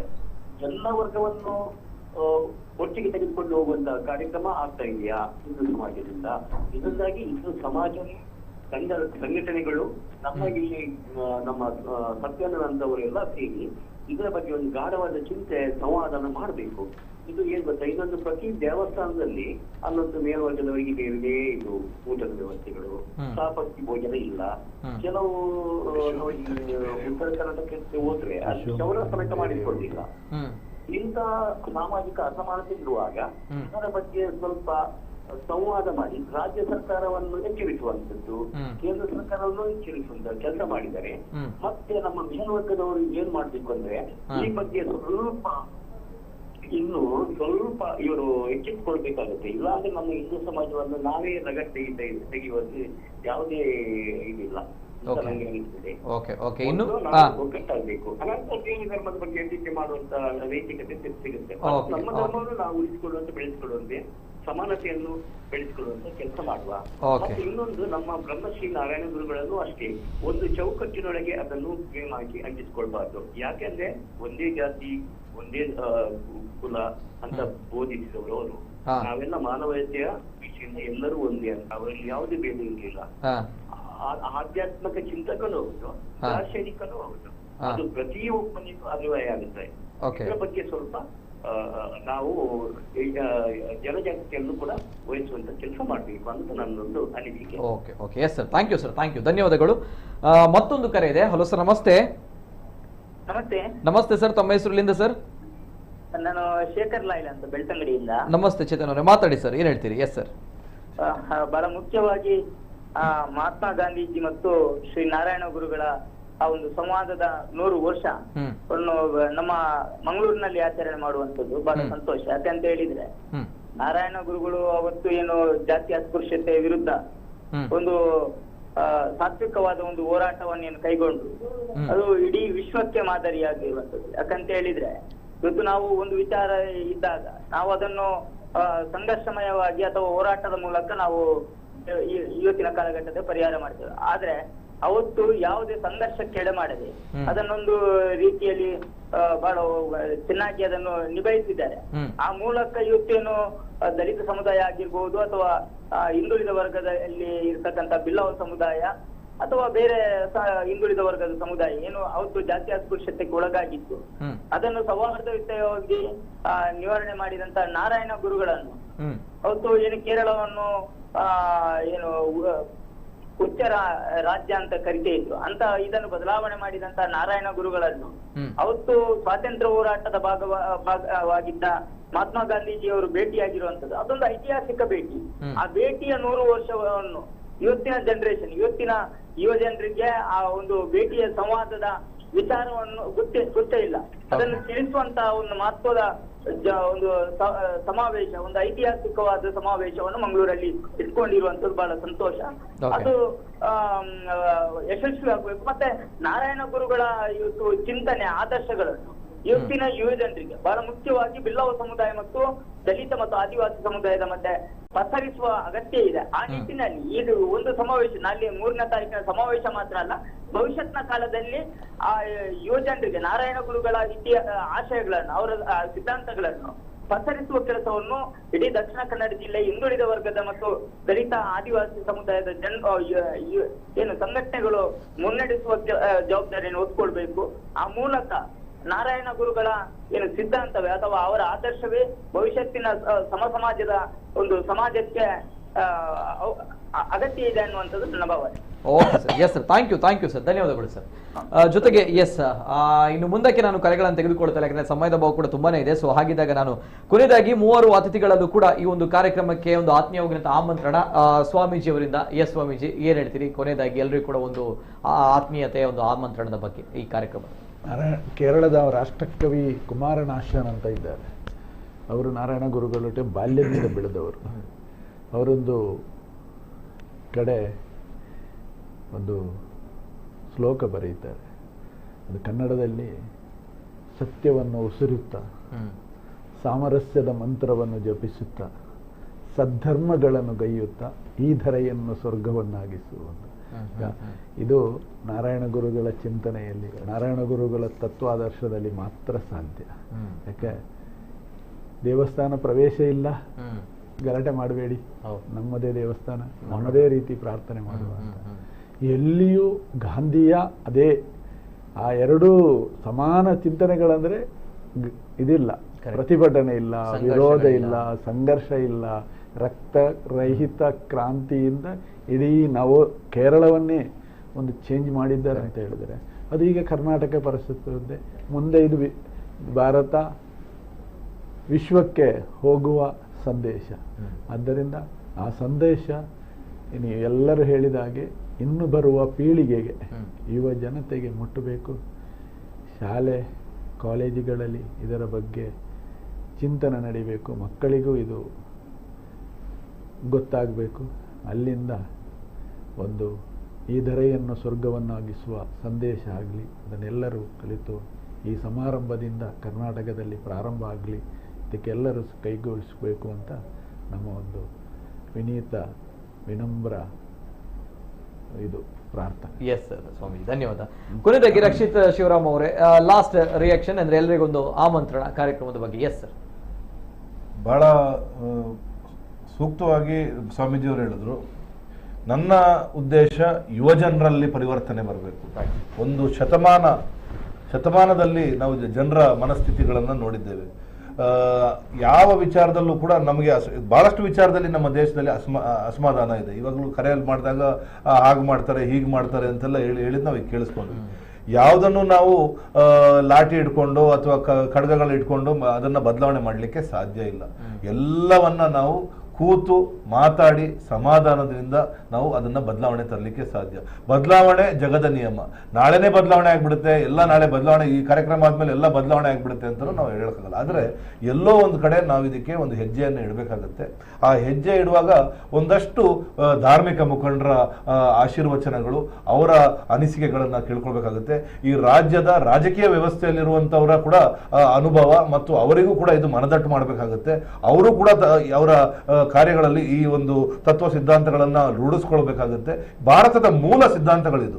ಇದನ್ನ ಎಲ್ಲೂ ಕೂಡ ನಾವು ಬಲಾತ್ಕಾರವಾಗಿ ಯಾರ ಮೇಲೂ ಹೇರೋದಿಕ್ಕಾಗಲ್ಲ, ಅಥವಾ ವ್ಯವಸ್ಥೆಗಳನ್ನ ಒಂದೇ ರಾತ್ರಿಯಲ್ಲಿ ಬದಲಾವಣೆ ಮಾಡ್ಲಿಕ್ಕೂ ಆಗಲ್ಲ. ನಾವು ವೇದಿಕೆ ಮುಂಭಾಗದಲ್ಲಿ ಯಾವ ನಾರಾಯಣ ಗುರು ಅವರ ಚಾರಿತ್ರಿಕ ಸರ್ವಧರ್ಮ ಸಮ್ಮೇಳನದಲ್ಲಿ ಬರೆಸಿದ್ರೋ ಅದೇ ವಾಕ್ಯವನ್ನ ಮತ್ತೆ ಬರೆಸಬೇಕು. ಅದನ್ನ ನಾವು ಆ ಪ್ರಯತ್ನವನ್ನ ಮಾಡ್ತಿದ್ದೇವೆ. ಈ ಧರ್ಮ ಸಮ್ಮೇಳನ ವಾದಿಸಲಿಕ್ಕೂ ಅಲ್ಲ, ವಾದಿಸಿ ಜಯಿಸಲಿಕ್ಕೂ ಅಲ್ಲ, ತಿಳಿಯಲು ಮತ್ತು ತಿಳಿಸಲು ಅಷ್ಟೇ ನಮ್ದು ಕೂಡ ಉದ್ದೇಶ. ಇದನ್ನ ನಾವು ಬರೆದು ಇದು ಎಲ್ಲರಿಗೂ ಮುಟ್ಟಬೇಕು. ಅಲ್ಲಿ ಯಾವ ವಿಚಾರಗಳ ಬಗ್ಗೆ ಚರ್ಚೆ ಆಗುತ್ತೆ ಅದು ನಮ್ಮ ಯುವ ಜನರು ಅದನ್ನ ತಮ್ಮ ಜೀವನದಲ್ಲಿ ರೂಢಿಸ್ಕೊಂಡು, ಈಗ ಸ್ವಾಮೀಜಿ ಅವರು ಶಾಲಾ ಮಟ್ಟಕ್ಕೆ, ಕಾಲೇಜ್ ಮಟ್ಟಕ್ಕೆ ಇದು ಹೋಗಿ ಇದು ಒಂದು ವಿಶ್ವ ಸಂದೇಶ ಆಗಬೇಕು. ಈ ವಿಶ್ವ ಮಾನವರ ಒಂದು ಈ ಸಮಾಗಮವನ್ನ ನಾವು ಆಚರಣೆ ಮಾಡ್ತಿದ್ದೇವೆ, ಅಲ್ಲಿಂದ ಒಂದು ವಿಶ್ವ ಸಂದೇಶ ಆಗಬೇಕು. ನಾವೆಲ್ಲರೂ ಈ ಒಂದು ದೊಡ್ಡ ಪರಿಕಲ್ಪನೆ ಅಂತ ನಾವು ಸಾಗಬೇಕು ಅನ್ನೋದೇ ನಮ್ಮ ಮೂಲ ಉದ್ದೇಶ. ಎಲ್ಲರೂ ಅತಿ ಹೆಚ್ಚು ಸಂಖ್ಯೆಯಲ್ಲಿ ಬುಧವಾರದ ದಿವಸ ಬೆಳಿಗ್ಗೆ 10 ಈ ಕಾರ್ಯಕ್ರಮ ಪ್ರಾರಂಭ ಆಗುತ್ತೆ. ಒಂದು 11-11:30 ಮಾನ್ಯ ಮುಖ್ಯಮಂತ್ರಿ ಅವರು ವೇದಿಕೆಗೆ ಬರ್ತಾರೆ. ಅದಾದ ನಂತರ ಊಟದ ವ್ಯವಸ್ಥೆ ಇದೆ. ಅದಾದ ನಂತರ ಮತ್ತೆ ಸರ್ವಮತ ಸಮ್ಮೇಳನ ಅಲ್ಲಾಗುತ್ತೆ. ಎಲ್ಲ ವಿದ್ಯಾರ್ಥಿಗಳು, ಯುವಜನರು ಅತಿ ಹೆಚ್ಚಿನ ಸಂಖ್ಯೆಯಲ್ಲಿ ಅಲ್ಲಿ ಬಂದು ಇದರಲ್ಲಿ ಭಾಗವಹಿಸಬೇಕು. ಮತ್ತೆ ಬೇರೆಯವರು ಕೂಡ ಇದ್ರ ಬಗ್ಗೆ ಆಸಕ್ತಿ ಇರುವಂತವರು ಅಥವಾ ಬದಲಾವಣೆಯನ್ನ ಇಚ್ಛಿಸುವವರು ಎಲ್ಲರೂ ಬಂದು ಈ ಕಾರ್ಯಕ್ರಮವನ್ನ ಯಶಸ್ವಿಗೊಳಿಸಬೇಕಾಗಿ ಕೇಳ್ಕೊಳ್ತಾ ಇದ್ದೀವಿ. Okay, yes sir. ಇದು ಕಾರ್ಯಕ್ರಮ ಗುರು ಗಾಂಧಿ ಸಂವಾದ ಶತಮಾನೋತ್ಸವ. ಇದೇ ಡಿಸೆಂಬರ್ 3 ಅಂದ್ರೆ ಬುಧವಾರ ನಮ್ಮ ಮಂಗಳ ಗಂಗೋತ್ರಿ ಮಂಗಳೂರು ವಿಶ್ವವಿದ್ಯಾಲಯ ಕ್ಯಾಂಪಸ್ ಕೋಣಾಜೆಯಲ್ಲಿ ಆಗ್ತಾ ಇರುವಂತಹ ಕಾರ್ಯಕ್ರಮ. ಸಮಯ ಬೆಳಗ್ಗೆ 9:30 ಶುರುವಾಗುತ್ತೆ. ಜೊತೆಗೆ 11 ಗಂಟೆಯ ಸಂದರ್ಭದಲ್ಲಿ ಮಾನ್ಯ ಮುಖ್ಯಮಂತ್ರಿಗಳು ಬ್ರಹ್ಮಶ್ರೀ ನಾರಾಯಣ ಗುರು ಅಧ್ಯಯನ ಪೀಠವನ್ನ ಲೋಕಾರ್ಪಣೆಗೊಳಿಸಲಿಕ್ಕಿದ್ದಾರೆ.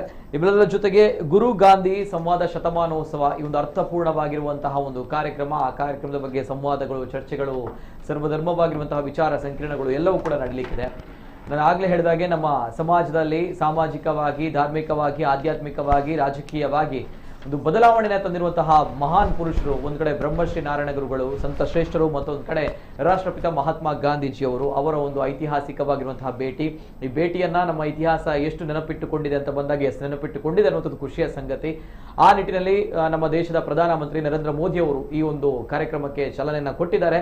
ಆ ನಿಟ್ಟಿನಲ್ಲಿ ನಮ್ಮ ರಾಜ್ಯದಲ್ಲೂ ಕೂಡ, ನಮ್ಮ ಮಂಗಳೂರಿನಲ್ಲಿ ಈ ಕಾರ್ಯಕ್ರಮ ಆಗ್ತಾ ಇರುವಂಥದ್ದು. ಇವೆಲ್ಲದರ ನಡುವೆ ಇಡೀ ನಮ್ಮ ರಾಜ್ಯದಲ್ಲೇ ಬ್ರಹ್ಮಶ್ರೀ ನಾರಾಯಣಗಳು ಸ್ಥಾಪನೆ ಮಾಡಿರುವಂತಹ ಏಕೈಕ ಶಿವನ ದೇವಾಲಯ ಅದು ನಮ್ಮ ಕುದ್ರೋಳಿಯಲ್ಲಿ, ಮಂಗಳೂರಿನಲ್ಲಿ ಇರುವಂಥದ್ದು ಕೂಡ ನಮಗೆ ಖುಷಿಯ ವಿಚಾರ, ಖುಷಿಯ ಸಂಗತಿಯೂ ಕೂಡ ಹೌದು. ಆ ನಿಟ್ಟಿನಲ್ಲಿ ಈ ಒಂದು ವಿಚಾರವೂ ಕೂಡ ನಮಗೆ ಹೆಮ್ಮೆ ಪಡುವಂತಹ ವಿಚಾರ. ಇವೆಲ್ಲದರ ಜೊತೆಗೆ ಈ ಒಂದು ಕಾರ್ಯಕ್ರಮಕ್ಕೆ ತಾವೆಲ್ಲರೂ ಕೂಡ ಬರಬೇಕು, ಸಮಾಜ ಕಟ್ಟುವಂತಹ ಕೆಲಸವನ್ನ ನಾವು ಮಾಡಬೇಕು. ಯಾಕಂದ್ರೆ ಸಮಾಜ ಕಟ್ಟುವಂತಹ ಕೆಲಸಗಳು ಆಗಬೇಕು ಪ್ರಸಕ್ತ ಕಾಲಘಟ್ಟದಲ್ಲಿ. ಇಬ್ರು ಕೂಡ ಸಮಾಜ ಕಟ್ಟುವಂತಹ ಕೆಲಸವನ್ನ ಮಾಡಿದ್ರಿಂದಲೇ ಒಂದ್ ಕಡೆ ಯಾವುದೇ ರೀತಿಯ ರಕ್ತರಹಿತವಾಗಿರುವಂತಹ, ಯಾವುದೇ ರೀತಿಯ ಸಂಘರ್ಷಗಳಿಲ್ಲದಂತಹ ಅಸ್ಪೃಶ್ಯತೆಯ ವಿರುದ್ಧ ಹೋರಾಟ ಮಾಡಿ ಅದರಿಂದ ಗೆದ್ದಂತಹ ಒಂದು ಅದ್ಭುತವಾಗಿರುವಂತಹ ಆ ಒಂದು ಘಟನೆಗಳು ನಮ್ಮ ಕಣ್ಣ ಮುಂದೆ ಇದೆ. ಇವೆಲ್ಲರ ಜೊತೆಗೆ ಅಹಿಂಸಾತ್ಮಕ ರೀತಿಯಲ್ಲಿ ನಮ್ಮ ದೇಶಕ್ಕೆ ಸ್ವಾತಂತ್ರ್ಯ ಸಿಕ್ಕಿರುವಂತಹ ಸತ್ಯ ಘಟನೆಯೂ ಕೂಡ, ನೈಜ ಘಟನೆಯೂ ಕೂಡ ನಮ್ಮ ಕಣ್ಣ ಮುಂದೆ ಇದೆ. ಸೊ ಆ ನಿಟ್ಟಿನಲ್ಲಿ ನಾವು ಸಮಾಜ ಕಟ್ಟುವಂತ ಕೆಲಸವನ್ನ ಮಾಡೋಣ. ಜೊತೆಗೆ ಡಿಸೆಂಬರ್ 3 ಬುಧವಾರದಂದು ಈ ಅರ್ಥಪೂರ್ಣವಾಗಿರುವಂತಹ ಕಾರ್ಯಕ್ರಮಕ್ಕೆ ನಮ್ಮ ಮಂಗಳೂರಿನ ಕರಾವಳಿ ಭಾಗದ ಜನರು ಸಾಕ್ಷಿಯಾಗೋಣ ಅಂತ ಹೇಳ್ತಾ, ಇವತ್ತಿನ ಕಾರ್ಯಕ್ರಮದಲ್ಲಿ ದಯಮಾಡಿ ಕ್ಷಮಿಸಿ, ಕರೆಗಳನ್ನ ಜಾಸ್ತಿ ತೆಗೆದುಕೊಳ್ಳಿಕ್ಕೆ ಆಗಿಲ್ಲ, ಯಾಕಂದ್ರೆ ಸಮಯದ ಭಾವ ಕೂಡ ತುಂಬಾನೇ ಇದೆ.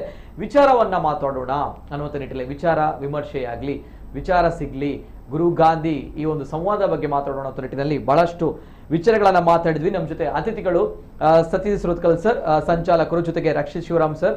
Thank you sir, both of you, ಸಂಚಾಲಕರು. ಅದೇ ರೀತಿ thank you so much sir. ನಮ್ಮ ಜೊತೆ ಇವತ್ತಿನ ಕಾರ್ಯಕ್ರಮದಲ್ಲಿ ಶ್ರೀ ವಿಖ್ಯಾತಾನಂದ ಸ್ವಾಮೀಜಿ ಅವರು. ಅನಂತ ಧನ್ಯವಾದಗಳು ಸ್ವಾಮೀಜಿ. ಮೂವರು ಅತಿಥಿಗಳು ಕೂಡ ಗಣ್ಯ ವ್ಯಕ್ತಿಗಳು. ಥ್ಯಾಂಕ್ ಯು ಸೋ ಮಚ್ ಅಂತ ಹೇಳ್ತಾ, ಇದು ಇವತ್ತಿನ ವಿಶೇಷ ಗುರು ಗಾಂಧಿ ಸಂವಾದ. ಎಸ್ ಸರ್, ಕಾರ್ಯಕ್ರಮ ಇವತ್ತು ಜನರಿಗೆ ಸುಲಭದಲ್ಲಿ ತಲುಪಲಿಕ್ಕೆ ವ್ಯವಸ್ಥೆ ಮಾಡಿಕೊಟ್ಟ ನಮ್ಮ ಕುಡ್ಲ ಚಾನಲ್ ಅವರಿಗೆ ಕೂಡ ನಮ್ಮ ವತಿಯಿಂದ, ಸಂಘಟನೆ ವತಿಯಿಂದ ಧನ್ಯವಾದವನ್ನು, ಅಭಿನಂದನೆ ಸಲ್ಲಿಸುತ್ತೇವೆ. Thank you sir, thank you so much. Yes sir, ಇದು ಅರ್ಥಪೂರ್ಣವಾಗಿರುವಂತಹ ಕಾರ್ಯಕ್ರಮ. ನಿಮ್ಮ ಮನಸ್ಸಿಗೆ ಒಂದು ಒಳ್ಳೆಯ ಆಲೋಚನೆಗಳು, ಪಾಸಿಟಿವ್ ವೈಬ್ರೇಷನ್ ಅಥವಾ ಸಮಾಜ ಕಟ್ಟುವಂತಹ ಮನಸ್ಥಿತಿಗಳು ಇದೆ ಬೇಕು ಅಂತ ಬಂದಾಗ ಎಸ್, ಡಿಸೆಂಬರ್ 3ರಂದು ಬುಧವಾರ ಮಂಗಳ ಗಂಗೋತ್ರಿ ಮಂಗಳೂರು ವಿಶ್ವವಿದ್ಯಾಲಯಕ್ಕೆ ತಾವೆಲ್ಲರೂ ಕೂಡ ಬನ್ನಿ. ಒಂದು ಒಳ್ಳೆಯ ಒಂದು ಪಾಸಿಟಿವ್ ವೈಬ್, ಪಾಸಿಟಿವ್ ಎನರ್ಜಿ ತಮ್ಗಳಿಗೆ ಸಿಗುತ್ತೆ ಅಂತ ಹೇಳ್ತಾ, ಇದು ಇವತ್ತಿನ ವಿಶೇಷ. ನಿರಂತರ ಸುದ್ದಿ ಹಾಗೂ ಮನೋರಂಜನೆಗಾಗಿ ನೋಡ್ತಾ ಇರಿ ನಮ್ಮ ಕೂಡಲ ನ್ಯೂಸ್ 24/7.